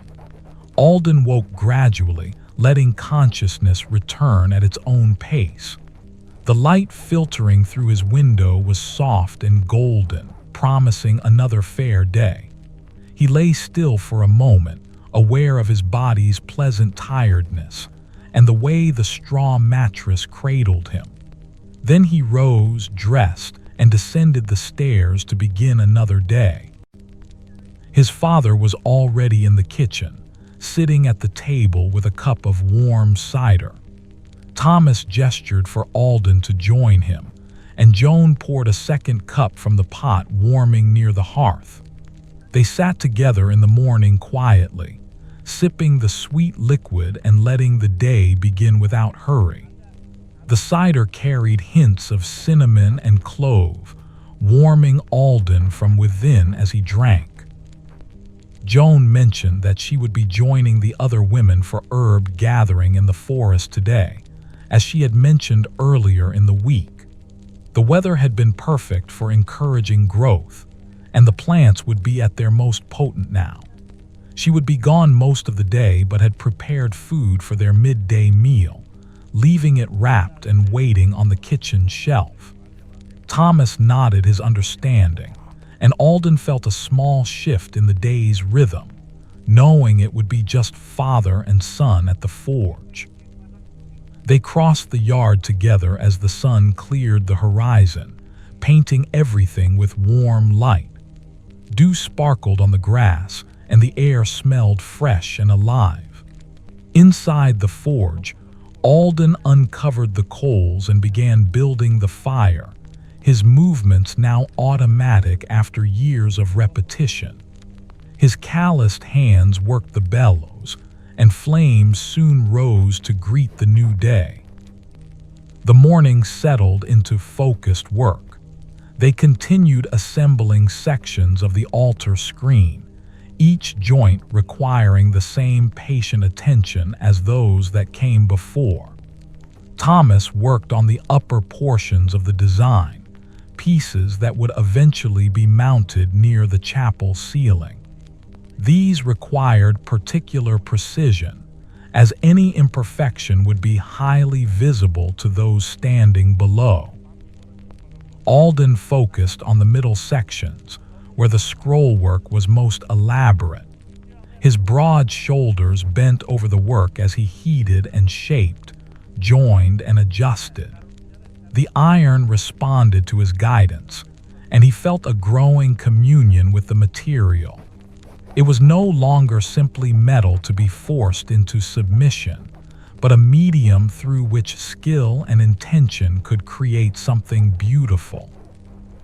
By mid-morning, the forge had grown quite warm.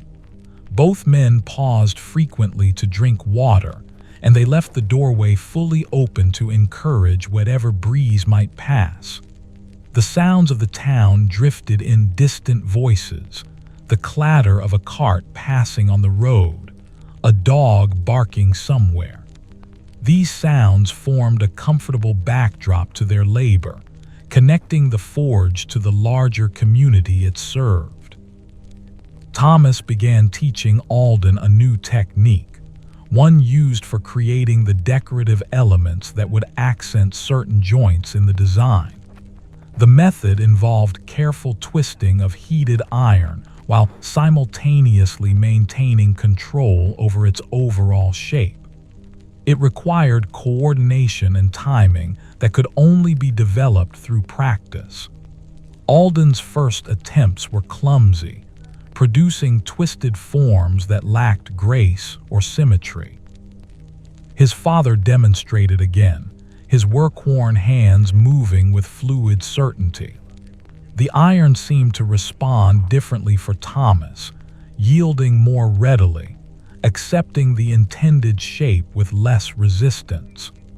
Alden watched closely, trying to understand not just the physical movements but the underlying principle, the relationship between heat and pressure and timing that made the technique work. He tried again, and this attempt showed improvement. The twist was more controlled, the symmetry better maintained. Thomas nodded approval and encouraged him to continue practicing. Alden worked through several more pieces, each one slightly better than the last. The improvement was gradual but real, and he felt that quiet satisfaction of skill developing beneath his hands. At midday, they paused to eat the meal Joan had left. She had prepared meat pies, still faintly warm, and included apples from their small orchard. They ate standing near the forge, neither wanting to lose momentum by going to the house. The food was simple but nourishing, and they ate with a good appetite after the morning's exertion. The afternoon brought a different quality of light, more direct and intense. The forge grew increasingly warm, and sweat ran freely down Alden's back.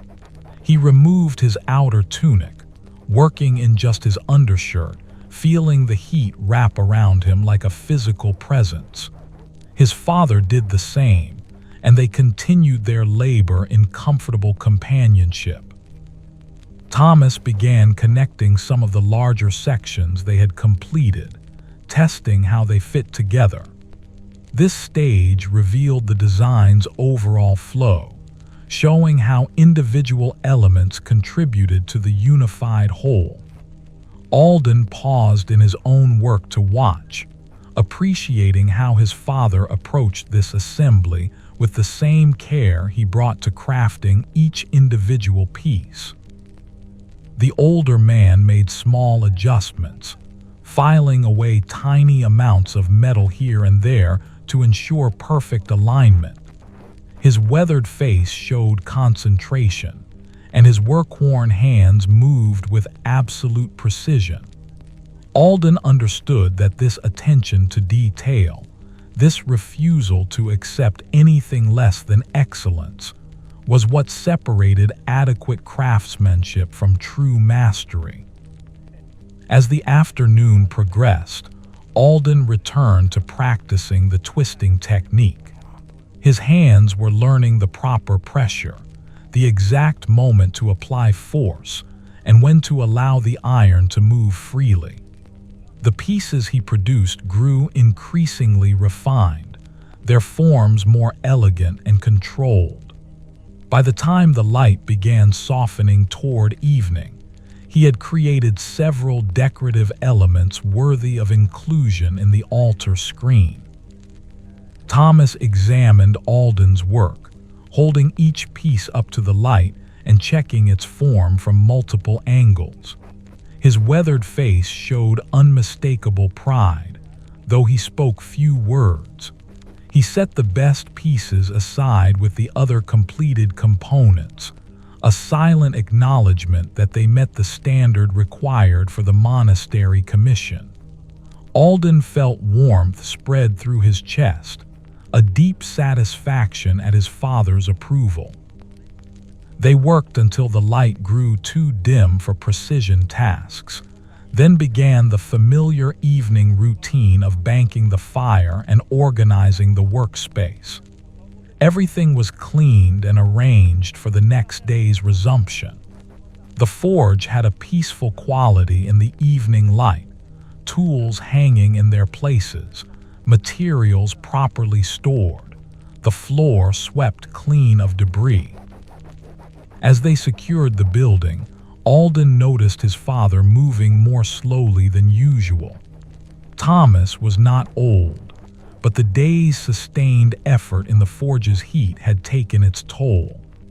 Alden suggested he walk back to the house and rest while Alden finished the final tasks.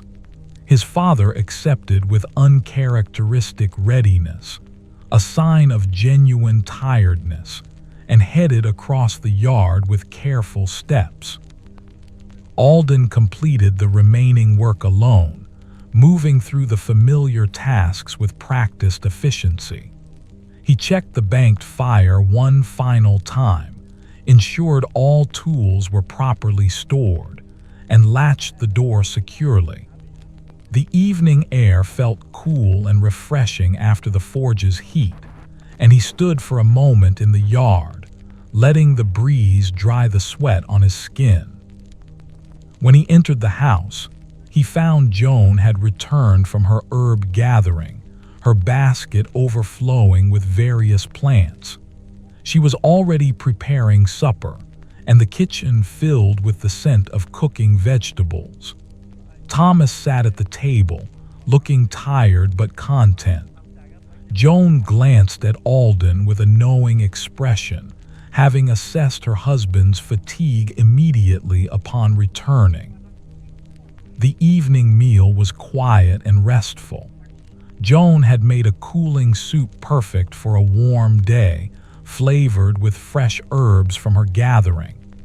They ate slowly, and she told them about the forest expedition, which plants had been found, which were not yet ready for harvest, the pleasant company of the other women. Her voice was soothing, and both men listened with appreciation for her presence and care. After supper, Thomas excused himself early and climbed the stairs to rest. Joan began sorting and hanging her gathered herbs to dry, and Alden helped her, holding bundles while she secured them to the ceiling beams. They worked in companionable silence, the fragrant plants filling the room with their various scents, some sharp and medicinal, others mild and pleasant. When the work was complete, Joan sat at her spinning wheel while Alden remained at the table, simply resting in the evening's peaceful atmosphere. His calloused hands lay still on the wooden surface, and his broad shoulders relaxed completely. The day had been long and physically demanding, but satisfying in its accomplishments. The altar screen was taking beautiful form. His skills were visibly improving, and his father's pride had been evident despite a few words. His mother's spinning wheel turned with its rhythmic sound, a comforting presence in the quiet room. The fire burned low in the hearth, casting gentle shadows that danced across the walls. Outside, night was settling over the town, stars appearing one by one in the darkening sky. Alden felt thoroughly at peace, his mind quiet and his body tired in the best possible way. Eventually, Joan set aside her work and began preparing for bed. Alden rose and climbed the stairs to his room, moving carefully to avoid disturbing his father's rest. His small chamber welcomed him with familiar comfort: the straw mattress, the simple furnishings, the window showing stars scattered across the darkness. He lay down and let the day settle into memory. His thoughts touched lightly on the morning's work, the new technique he had learned, his father's tiredness, his mother's herb gathering. But mostly his mind simply floated in that peaceful space where thinking gives way to rest. His calloused hands rested at his sides, and his breathing gradually deepened, matching the quiet rhythm of the house around him. The altar screen waited in the forge, growing more complete with each passing day. Tomorrow would bring more work, more heating and hammering and careful joining. His broad shoulders would bend over the anvil again, his hands would guide iron into graceful forms, and the commission would continue its steady progress toward completion. But tomorrow was not yet here. For now there was only this moment, this comfortable darkness, this gentle drift toward sleep that came as naturally as breathing. The ninth morning arrived with a gentleness that seemed to match the pace of the work itself. Alden woke to find his father already moving about downstairs, the sounds of morning preparation drifting up through the floorboards. He dressed and descended to find Thomas looking considerably refreshed after his early rest the previous evening. The older man's weathered face showed no sign of yesterday's fatigue, and his movements carried their usual steady certainty. Joan had prepared a more substantial breakfast than usual, porridge enriched with honey and dried fruit, along with fresh bread and ale.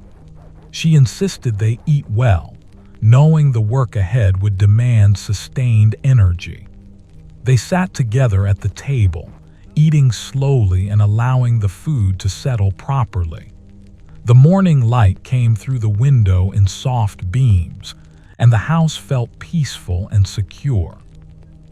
After breakfast, they made their way to the forge through air that held a hint of coolness despite the season. The nights were beginning to carry the first whisper of autumn's eventual arrival, though full summer still held sway during the day. Alden found this transition comforting rather than melancholy, a reminder of the eternal cycle that governed all things. Inside the forge, he uncovered the coals and began the now familiar process of coaxing the fire to life. His calloused hands worked with easy confidence, knowing exactly how much air to provide, when to add fuel, how to build the heat gradually rather than rushing it. The flames responded to his attention, growing strong and steady, filling the space with warmth and light. Thomas suggested they begin connecting the major sections they had completed, a significant milestone in the project. This assembly would reveal the altar screen's full design for the first time, showing how all their careful work came together into a unified whole. Alden felt a flutter of anticipation in his chest, eager to see the fruits of their sustained labor. They started by laying out the sections on the floor, arranging them according to the design drawings. Each piece had its place, and together they formed an intricate pattern of scrollwork and crosses, strength and elegance combined. Thomas directed the positioning while Alden moved the heavier components, his broad shoulders managing the weight with steady control. Once everything was properly arranged, they began the careful work of connecting the sections. This required heating specific junction points and working them together while maintaining the alignment of the entire structure. It was perhaps the most demanding stage of the project, requiring both men to coordinate their efforts precisely. Alden held sections in position while his father worked the heated joints, or heated metal while Thomas maintained alignment. They moved together with the synchronization that came from years of shared labor, anticipating each other's needs, adjusting without words when necessary. The morning passed in this focused collaboration, both men completely absorbed in the task. By midday, they had successfully connected 3 major sections.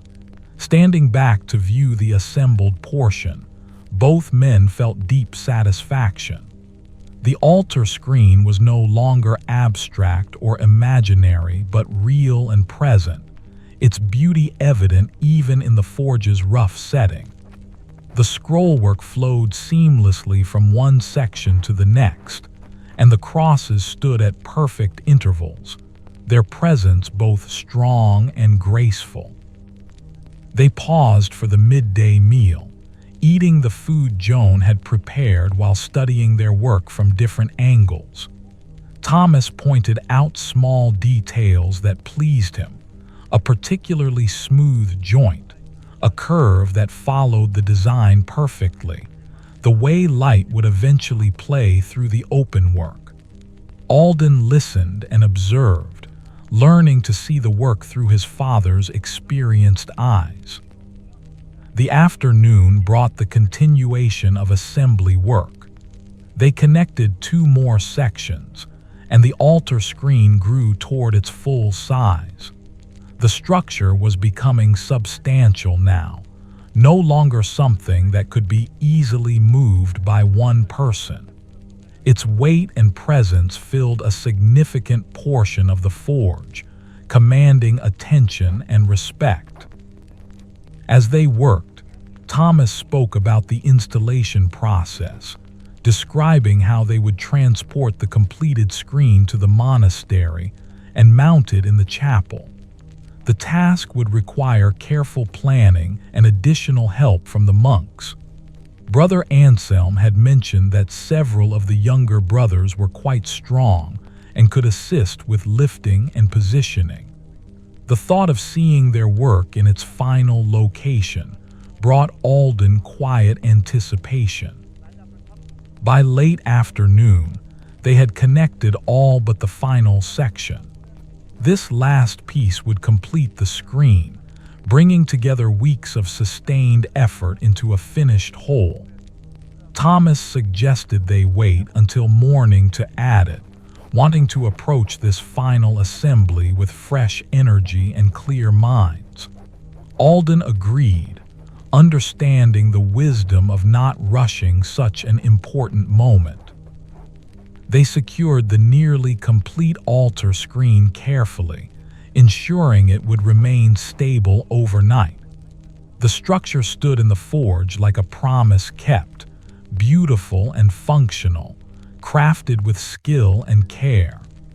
Alden found himself reluctant to look away from it, wanting to memorize this moment when their work had nearly reached completion. The evening routine proceeded with its familiar rhythm. They cleaned the forge, organized tools, and banked the fire for the night. Walking to the house, both men moved with the pleasant tiredness of a day well spent. Joan greeted them at the door, and her face brightened when Thomas described how close they were to finishing the commission. Supper was celebratory in its own quiet way. Joan had prepared a special meal, roasted chicken from their small flock, vegetables from the garden prepared with butter and herbs, and a berry tart she had been saving for an occasion worth marking. They ate with appreciation, savoring both the food and the sense of accomplishment that accompanied it. After the meal, they sat together in the main room longer than usual.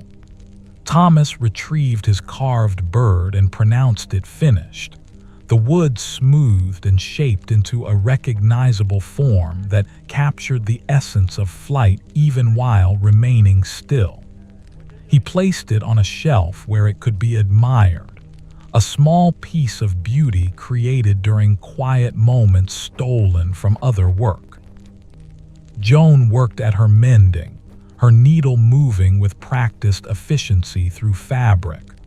Alden sat watching the fire, his mind peacefully reviewing the day's progress. The altar screen stood nearly complete in the forge, waiting for its final section.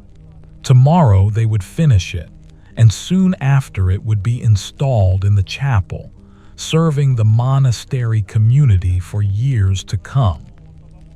His calloused hands rested in his lap, still holding the memory of the day's work, the weight of iron, the precision required for alignment, the satisfaction of pieces coming together perfectly. His broad shoulders felt pleasantly tired, muscles worked thoroughly but not overtaxed. The fire's warmth and the spinning wheel's rhythm combined to create an atmosphere of complete contentment. His thoughts drifted to the chapel where their work would ultimately reside, imagining sunlight filtering through the altar screen's openwork, casting patterns of light and shadow on the stone floor. He pictured monks moving through their daily prayers, the iron framework standing as a silent witness to generations of devotion. The thought filled him with quiet pride and a sense of connection to something larger than himself. Eventually, his mother set aside her mending and began preparing for bed. His father followed soon after, mentioning that tomorrow would be an important day and rest was essential. Alden remained at the table a few minutes longer, simply sitting in the peaceful silence, reluctant to leave this moment of quiet reflection. When he finally climbed the stairs to his room, the night was deep and still. Through his window, stars scattered across the darkness in their familiar patterns, constant and unchanging. He lay down on his mattress, feeling the day settle into his body as restful tiredness. His calloused hands rested at his sides and his breathing gradually slowed. Tomorrow they would complete the altar screen, adding that final section and seeing the full design realized. But tomorrow was not yet here. For now there was only this moment, this comfortable bed, this gentle darkness, this peaceful house settling into night. His broad shoulders relaxed completely into the straw mattress, and his mind drifted toward sleep with the easy certainty of water flowing downhill, natural and inevitable and deeply restful. The 10th morning dawned with a quality of light that seemed particularly clear and beautiful. Alden woke with a sense of anticipation, knowing that today they would complete the altar screen. He dressed with care, taking a moment to look out his window at the town still stirring to life below. Smoke rose from chimneys, and the monastery bells rang across the valley, their notes pure and bright in the morning air. Downstairs, his parents were already awake and sharing quiet conversation over cups of warm cider. Joan looked up as Alden entered, her face showing a mixture of pride and gentle understanding. She knew what today meant, the significance of completing such an important commission. Thomas sat with his characteristic calm, but Alden could see a subtle energy in his father's weathered face, an alertness that spoke of the day's importance. They ate breakfast together without hurry, Joan insisting they take time to prepare properly. She had made fresh bread, and the scent filled the kitchen with warmth and comfort. They ate with honey and butter, along with cheese from the market and cold meat left from last night's meal. The food settled in Alden's stomach, grounding him and providing the energy he would need.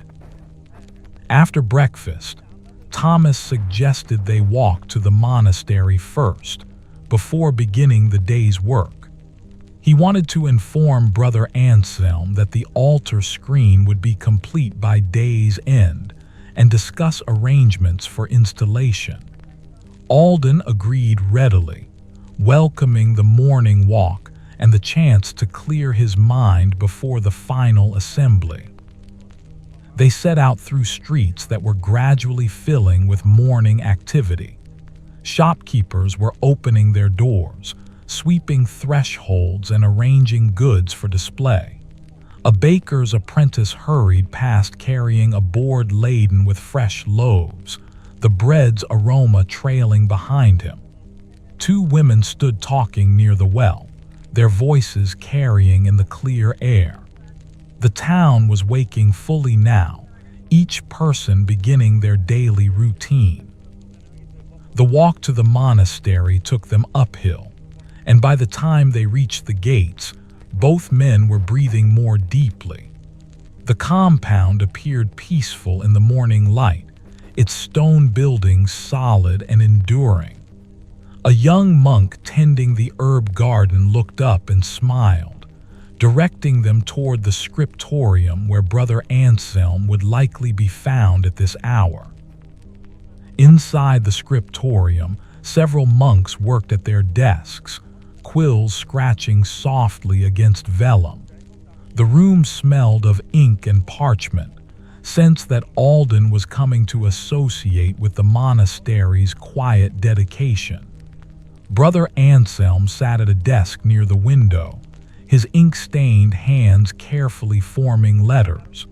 He looked up as they entered, his elderly face brightening with welcome. Thomas explained that the altar screen would be finished today and asked when would be convenient for installation. Brother Anselm set down his quill and clasped his hands together with evident pleasure. He suggested they bring the completed work in 3 days' time, allowing the carpenter Walter to finish his final preparations. Several of the stronger monks would be available to help with the lifting and positioning. The elderly monk insisted on showing them something, leading them back to the chapel. Inside the cool interior, Alden saw that the space had been prepared for the altar screen's arrival. The area where it would be mounted had been cleaned thoroughly, and fresh mortar had been applied to the mounting points in the stone walls. Walter's wooden panels leaned against one wall, their surfaces smooth and ready for installation within the iron framework. Brother Anselm spoke about the upcoming consecration ceremony, when the bishop would visit to bless the completed altar screen. The entire community would gather, and the ironwork would become part of the chapel's sacred purpose. His words carried weight without creating pressure, reminding them that their craft served something beyond itself while honoring the skill and care they had brought to the work. As they prepared to leave, the monk placed a hand on each man's shoulder, offering a quiet blessing. His touch was gentle but firm, his ink-stained fingers conveying both gratitude and benediction. Thomas and Alden walked back through the compound with a renewed sense of purpose, ready to complete what they had begun. The return journey to the forge felt different from the morning's departure. The anticipation Alden had felt upon waking had transformed into focused determination. His broad shoulders squared slightly, and his calloused hands flexed unconsciously, already preparing for the work ahead. His father walked beside him with that same steady certainty, his weathered face calm but alert. At the forge, they uncovered the fire and brought it to full strength. The nearly complete altar screen stood where they had left it, substantial and beautiful even in its unfinished state. The final section waited nearby, ready to be joined to the whole.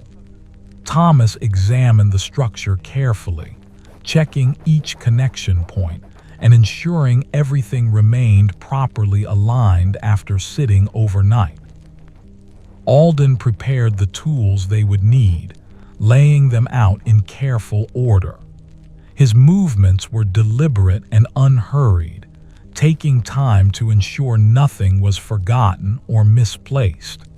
This final assembly would require their complete attention, and proper preparation would help ensure success. When everything was ready, Thomas positioned the final section while Alden prepared the forge for heating the connection points. They worked in their familiar coordination, movements synchronized through years of shared labor. The older man held the ironwork steady while Alden heated the first joint, watching the metal's color shift from dull gray to cherry red. The first connection came together smoothly, the heated metal yielding to their combined efforts. They worked the joint carefully, ensuring it was tight and strong before allowing it to cool. Then they moved to the next connection point, repeating the process with the same patient attention. Each joint required precision and care, and they gave each one the time it deserved. The morning passed in this focused work, both men completely absorbed in the task. Occasionally, one would pause to wipe sweat from his brow or drink from the water barrel, but these breaks were brief. The work held them, demanding and receiving their full concentration. The forge filled with the familiar sounds of their craft, the hiss of hot metal meeting cooler air, the soft clink of tools against iron, their breathing steady and measured. By midday, they had completed half the connections needed for the final section. Joan arrived with food and drink, but rather than interrupt their work, she simply left the basket and departed quietly, understanding the importance of maintaining their focus. They ate standing up, barely noticing what they consumed, their attention held by the altar screen taking its complete form before them. The afternoon brought the continuation of their methodical assembly. Each joint followed the same careful process: heating, positioning, working the metal, checking alignment, allowing it to cool properly. Thomas's work-worn hands moved with absolute certainty, and Alden's broad shoulders provided steady strength when needed. They were completely in harmony, two craftsmen working as one toward a shared goal. As the final connection was being prepared, both men paused. This last joint would complete the altar screen, bringing together all their weeks of sustained effort into a finished whole. Thomas looked at Alden, his weathered face showing an expression the young man would remember for the rest of his life: pride, satisfaction, and a deep acknowledgement of partnership. Together they heeded the final connection point, watching the iron glow with readiness. They positioned it carefully, worked it with precise coordination, and stepped back as it cooled. The altar screen stood complete, every section joined, every element in its proper place. The design flowed seamlessly from one end to the other, scrollwork and crosses combining into a unified expression of strength and grace. They stood in silence for several moments, simply looking at what they had created.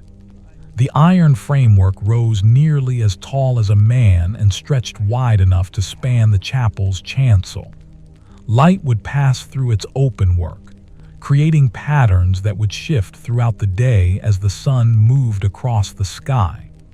It was functional and beautiful, crafted with skill and care, ready to serve its sacred purpose for generations yet unborn. Thomas spoke quietly, his voice carrying emotion he rarely displayed. He thanked Alden for his work, acknowledging the skill and dedication his son had brought to the commission. The words were simple but profound, coming from a man who offered praise sparingly and meant it completely. Alden felt warmth spread through his chest, a deep satisfaction that went beyond pride into something more fundamental: the knowledge that he had done good work, had contributed something meaningful, and had earned his father's respect. They spent the remaining afternoon checking every joint, ensuring each connection was solid and true. They filed away any rough edges that might catch clothing or skin, smoothed surfaces that would be touched during installation, and verified that the structure was perfectly square and level. This final refinement took time but was essential, the difference between adequate work and true craftsmanship. As evening approached, they stepped back for a final assessment. The altar screen stood complete and ready, waiting only to be transported to its permanent home in the monastery chapel. Thomas placed a hand on Alden's shoulder, a gesture that conveyed all the words that remained unspoken.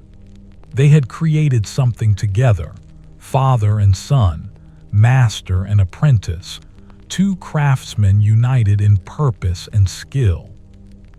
The 12th morning brought with it a sense of suspended anticipation.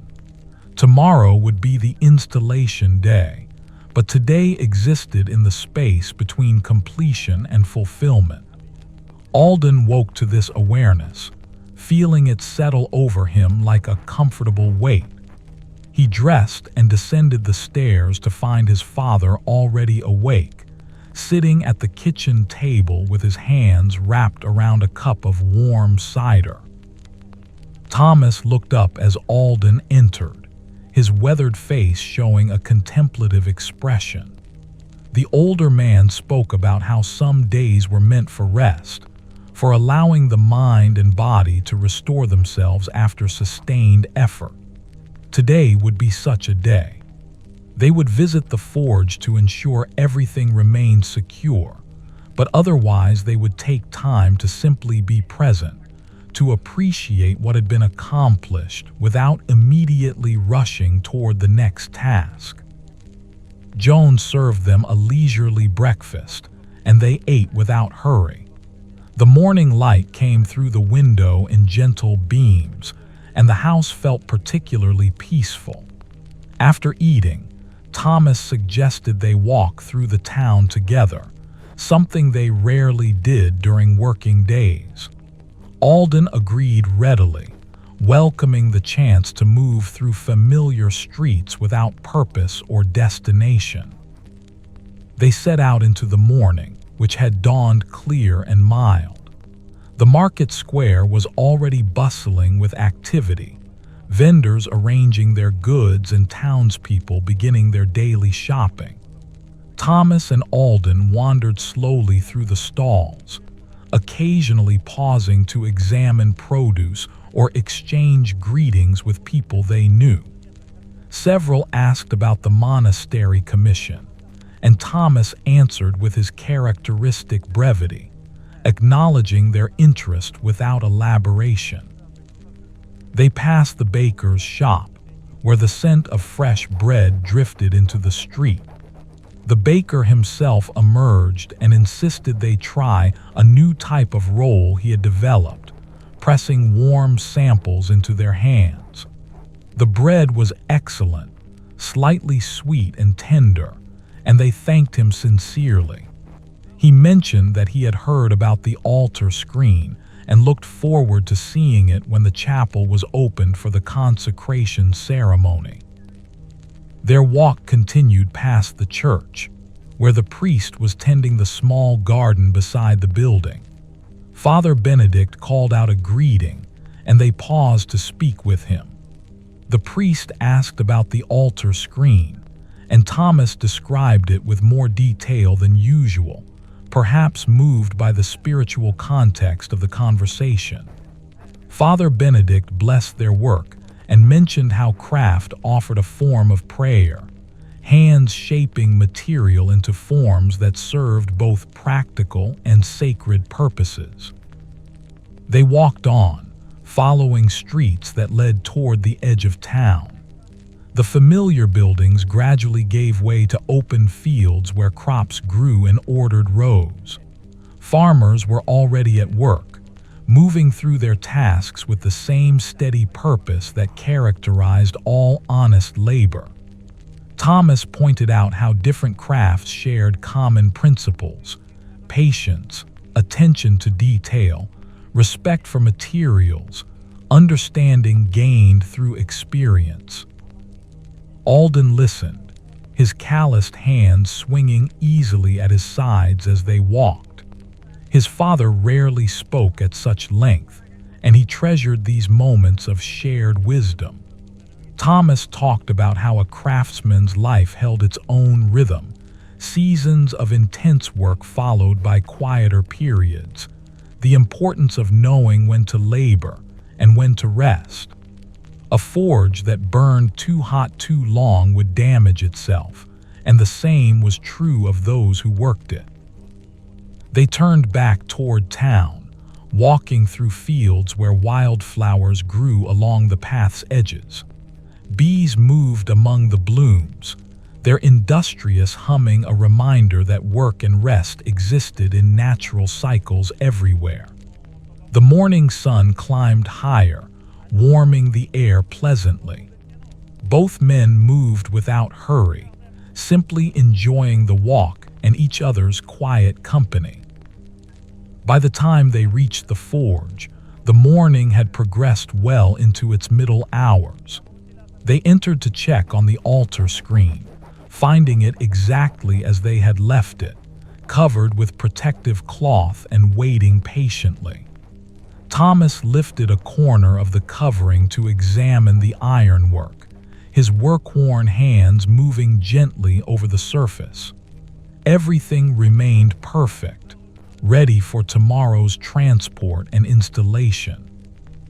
Satisfied, they secured the forge and walked to the house for their midday meal.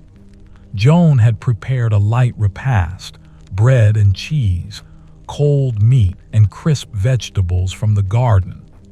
They ate in the kitchen, and she told them about her morning activities, the small tasks and conversations that filled her day. Her voice was soothing, and both men listened with appreciation for her steady presence in their lives. After the meal, Thomas suggested they spend the afternoon at leisure.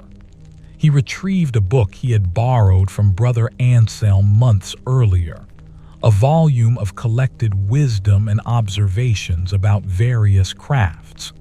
He began reading aloud, and Alden listened while Joan worked at her mending nearby. The words spoke of different times and places, but the principles they described were universal and timeless. The afternoon passed in this peaceful manner, hours unfolding without the usual structure of forge work. Occasionally, Thomas would pause in his reading to comment on a particular passage, and discussion would arise naturally. Alden found his mind expanding in different directions than it did during physical labor, thoughts flowing along paths opened by the written words and his father's observations. As the light began its gradual softening toward evening, Thomas set aside the book. He suggested they visit the monastery one final time before tomorrow's installation, wanting to ensure nothing had changed in the chapel that might affect their plans. Alden agreed, and they set out through streets now familiar in afternoon shadow. The monastery compound appeared serene in the late light, its stone buildings glowing warmly. Brother Anselm met them at the gate, seeming unsurprised by their arrival. The elderly monk led them to the chapel, where everything was prepared for tomorrow. The mounting points in the walls had been checked and reinforced. The space had been cleaned thoroughly, and Walter's wooden panels waited in careful arrangement. Brother Anselm spoke about the consecration ceremony that would follow the installation. The bishop would arrive within the week, and the entire community would gather to witness the blessing. The monk's ink-stained hands gestured as he described the ritual, his voice carrying both reverence and anticipation. He thanked Thomas and Alden again for their work, acknowledging the skill and dedication they had brought to the commission. As they prepared to leave, the evening bells began ringing across the compound. The sound was pure and clear, marking the transition from day toward night. They stood listening until the final note faded, then walked slowly back through the gates.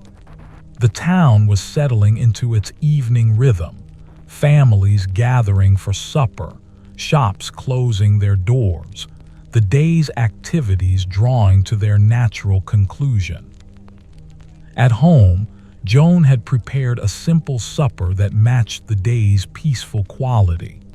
They ate together, conversation wandering comfortably across various topics.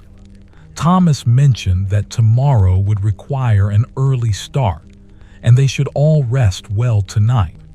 Joan nodded, her face showing both pride in what had been accomplished and awareness of the significant day ahead. After supper, they sat together in the main room. Thomas did not take up any work but simply rested, his weathered face peaceful in the firelight. Joan worked at her spinning wheel for a short while, then set it aside earlier than usual. Alden sat quietly, his broad shoulders relaxed, his calloused hands still in his lap. The fire burned steadily in the hearth, its light casting gentle shadows that danced across the walls. Outside, darkness was settling over the town, stars appearing one by one in the clear sky. Tomorrow would bring the installation, the culmination of weeks of sustained effort. But tomorrow was not yet here. His thoughts drifted peacefully, touching on the day's walk through town, his father's readings, Brother Anselm's description of the coming ceremony. But mostly his mind simply rested in the present moment, aware of the fire's warmth, his parents' quiet presence, the comfortable tiredness in his muscles. Eventually his mother rose and began preparing for bed, and his father followed soon after. Alden climbed the stairs to his room, where moonlight painted silver patterns across the floor.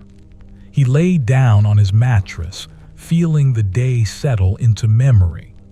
Through the window, stars scattered across the darkness, constant and unchanging. The altar screen waited in the forge, complete and ready for its journey to the chapel. Tomorrow it would be transported through the streets, lifted into place, and mounted in its permanent home. Tomorrow it would begin serving the purpose for which it had been created. But tomorrow was not yet here. For now there was only this moment, this comfortable bed, this peaceful darkness, this gentle drift toward sleep that came as naturally as the day's end follows the day's beginning, inevitable and restful and deeply satisfying. The 13th morning arrived with a quality of light that seemed particularly auspicious. Alden woke before dawn, his body responding to the significance of the day even before his mind fully grasped it. Today they would transport the altar screen to the monastery and see it installed in the chapel. He lay still for a moment, feeling anticipation settle in his chest, then rose and dressed with deliberate care. Downstairs, he found both parents already awake. Joan had prepared a substantial breakfast, knowing they would need sustained energy for the physical work ahead. The kitchen smelled of porridge and fresh bread, and she had even prepared eggs and bacon, a rarity reserved for important occasions. They ate together in the pre-dawn darkness, the single candle on the table casting a warm glow over their meal.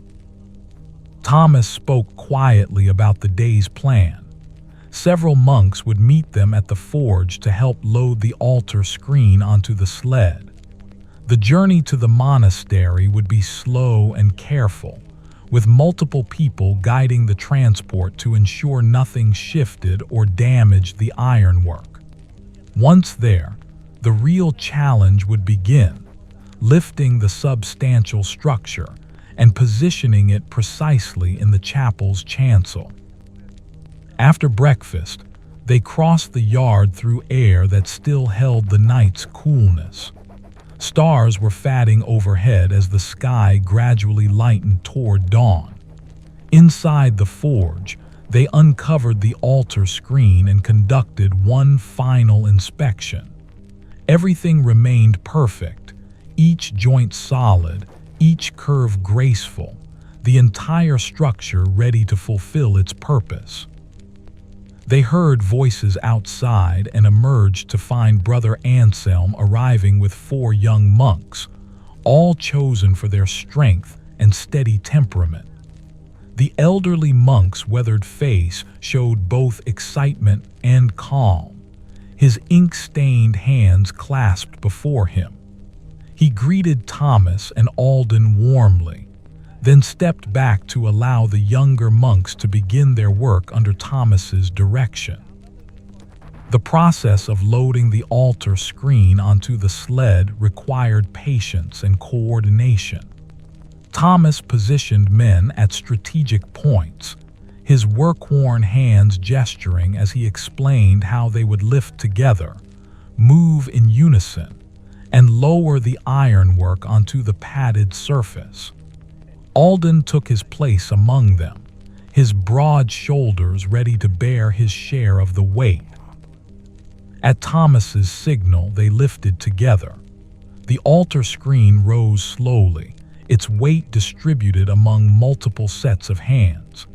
They moved with synchronized steps toward the waiting sled, each man focused completely on maintaining stability. Thomas called out guidance, adjust left, steady now, lower gradually, and they responded as one body. The ironwork settled onto the sled with barely a sound, coming to rest perfectly centered on the padding. They secured it carefully with ropes passed through the framework and tied to the sled's structure. Thomas checked each knot personally, his weathered face showing intense concentration. When he was satisfied that nothing could shift during transport, he nodded, and the group prepared for the journey through town. 6 men took positions around the sled, 2 in front to pull, 2 on each side to guide and steady, and Thomas and Alden at the rear to ensure nothing went wrong. Brother Anselm walked ahead, his presence clearing a path through the gradually waking town. They began moving slowly, the sled gliding smoothly over the packed earth. The journey through the streets felt almost ceremonial.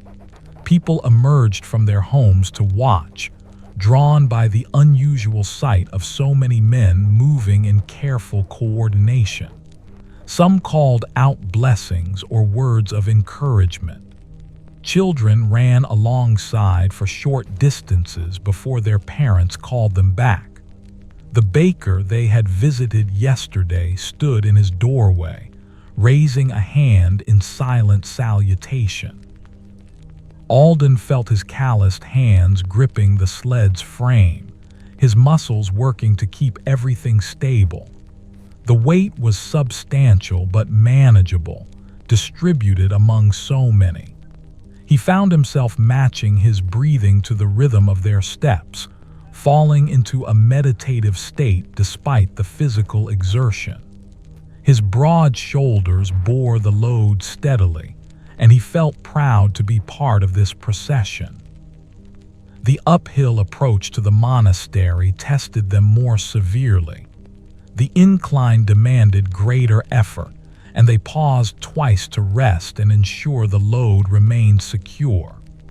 No one spoke during these pauses, all energy focused on the task. When they resumed, they moved with renewed purpose, each man understanding that the goal was nearly within reach. The monastery gates stood open, and they guided the sled through into the courtyard. More monks had gathered to witness the arrival, their brown robes creating a circle of quiet observers. The group navigated carefully across the courtyard to the chapel entrance, where they would face their greatest challenge, getting the altar screen through the doorway and into position. Walter the carpenter waited inside, having prepared everything for the installation.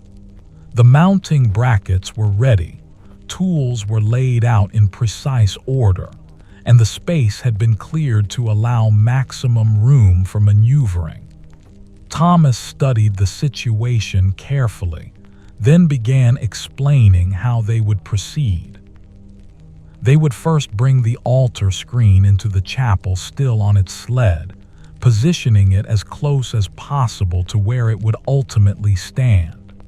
Then they would lift it from the sled and, with extreme care, raise it into a vertical position.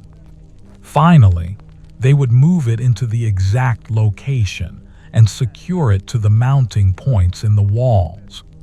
Each stage required coordination and patience. The monks pulled the sled slowly through the chapel doorway. The space was tight, requiring careful angling to avoid catching the ironwork on the stone frame. Alden held his breath during this passage, but Thomas's planning proved sound. The sled cleared the doorway and moved smoothly down the nave toward the chancel.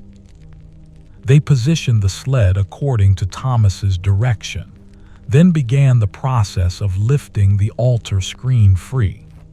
This required even more care than the initial loading, as they now worked in a confined space with stone walls and floors that could damage the ironwork if anything went wrong. Every man moved with absolute concentration, responding instantly to Thomas's quiet commands. The altar screen rose from the sled, held steady by 12 hands. They shifted it carefully, rotating it toward a vertical position. The weight distribution changed as it rose, demanding constant adjustment. Alden's broad shoulders strained, his calloused hands gripping firmly but not so tightly as to risk slipping. Sweat gathered on his brow despite the chapel's coolness. Slowly, gradually, the altar screen came upright. It stood now as it would stand permanently, no longer horizontal but vertical, its full height revealed. Even in this moment of physical strain, Alden felt awe at seeing it in its proper position for the first time. The scrollwork flowed naturally upward, the crosses stood at dignified intervals, and the entire structure seemed to belong exactly where it was. They moved it the final distance to the mounting points, adjusting position with tiny increments. Walter called out measurements, ensuring perfect alignment. Thomas checked and rechecked every angle, his weathered face showing intense focus. When everything was precisely positioned, Walter began securing the framework to the mounting brackets while the others held it steady. The carpenter worked with quiet efficiency, his experienced hands driving bolts through prepared holes, tightening connections, testing stability. Each fastening point was verified twice before he moved to the next. The process took time, but no one rushed or showed impatience. This was work that demanded perfection, and perfection required patience. Finally, Walter stepped back and nodded. The altar screen was secured, fully installed, no longer needing human hands to hold it in place. Thomas cautiously released his grip and others followed.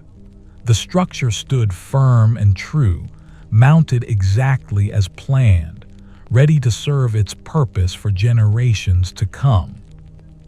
Brother Anselm stepped forward, his ink-stained hands moving in blessing over the completed installation.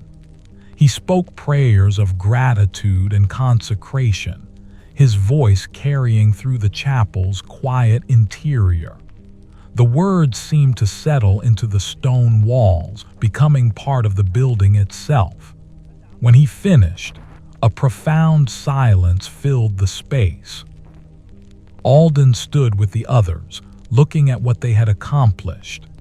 The altar screen divided the chancel from the nave while remaining visually open, creating a threshold between ordinary and sacred space.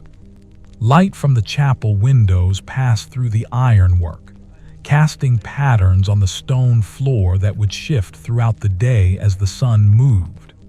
It was beautiful and functional, crafted with skill and installed with care.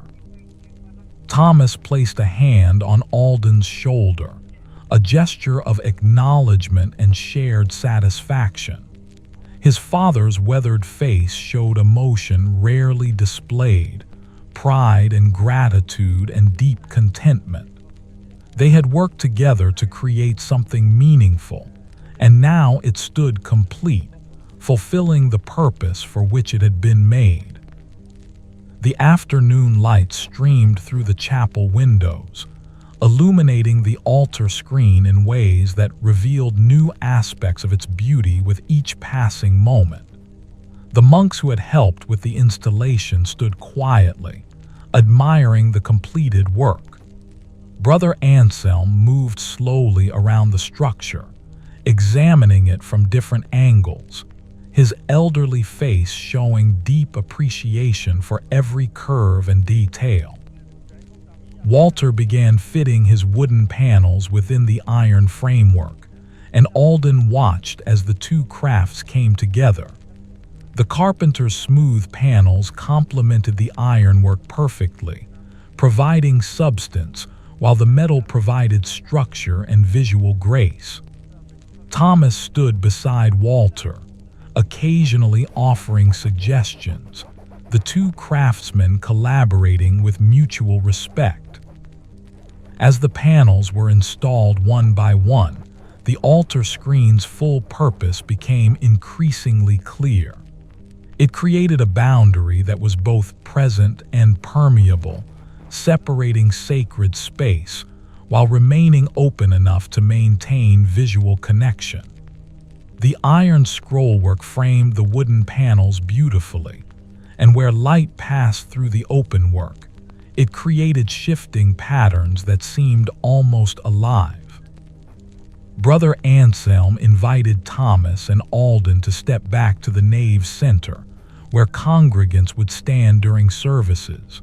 From this perspective, the altar screen achieved its intended effect completely. The eye was naturally drawn upward and forward, through the ironwork toward the altar beyond. The crosses stood as gentle reminders of purpose, while the flowing scrollwork suggested both strength and grace. The elderly monks spoke about how generations of worshippers would stand where they now stood, seeing the altar screen frame their devotions. Children not yet born would grow up knowing this ironwork as part of their spiritual landscape. The work of Thomas and Alden's hands would become woven into the community's daily life, serving quietly and faithfully through decades and centuries ahead. Thomas listened with his characteristic quietness, but Alden could see emotion in his father's weathered face. The older man's work-worn hands rested at his sides, finally still after weeks of sustained effort. There was completion in his posture, a sense of purpose fulfilled. He had created something that would outlast him, that would serve needs beyond his own lifetime, and this knowledge settled over him like a blessing. The young monks began preparing a meal to honor the craftsmen, and Brother Anselm insisted Thomas and Alden remain as guests. They gathered in the monastery's refectory, a simple room with long tables and benches. The food was plain but wholesome: bread and cheese, vegetables from the garden, and ale to drink. The company was warm, filled with genuine gratitude and respect. During the meal, several monks asked questions about the ironwork's creation, and Thomas answered with more detail than usual, perhaps moved by their sincere interest. He spoke about choosing materials, planning each element, and the patience required for precise joinery. Alden added his own observations occasionally, and his father would nod, acknowledging his son's growing understanding of the craft. As afternoon deepened toward evening, Thomas and Alden prepared to depart. Brother Anselm walked them to the gate, expressing gratitude not just for the completed work, but for the manner in which it had been done, with skill, integrity, and care. He mentioned that the bishop's visit for the consecration ceremony would occur in 5 days, and he hoped they would attend to see the altar screen blessed in its formal dedication. They walked back through town as twilight gathered, the day's exertion settling into their muscles as pleasant tiredness. The streets were quieter now, families gathering for evening meals, the bustle of daytime activity fading into restful calm. Neither man spoke much, but their silence was comfortable, filled with shared satisfaction. Joan met them at the door, her face eager with questions. They sat at the kitchen table while she prepared supper, and Thomas described the installation in his measured way. She listened with genuine interest, asking about specific details, understanding through his words how the work had come together. Her pride in both her husband and son was evident in her expressions and the gentle questions she posed. The evening meal was peaceful and satisfying. Joan had prepared a celebratory supper: roasted chicken, vegetables with butter and herbs, and a sweet pudding for dessert. They ate slowly, savoring both the food and the sense of completion. Conversation wandered comfortably, touching on the installation, the monastery's hospitality, and the upcoming consecration ceremony. After supper, they gathered in the main room one final time in this particular chapter of their lives. Thomas sat near the fire, his weathered face peaceful in the warm light. Joan worked at her spinning wheel, the familiar rhythm providing its soothing accompaniment.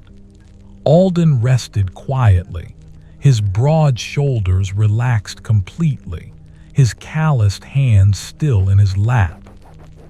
The fire burned steadily, its warmth filling the room.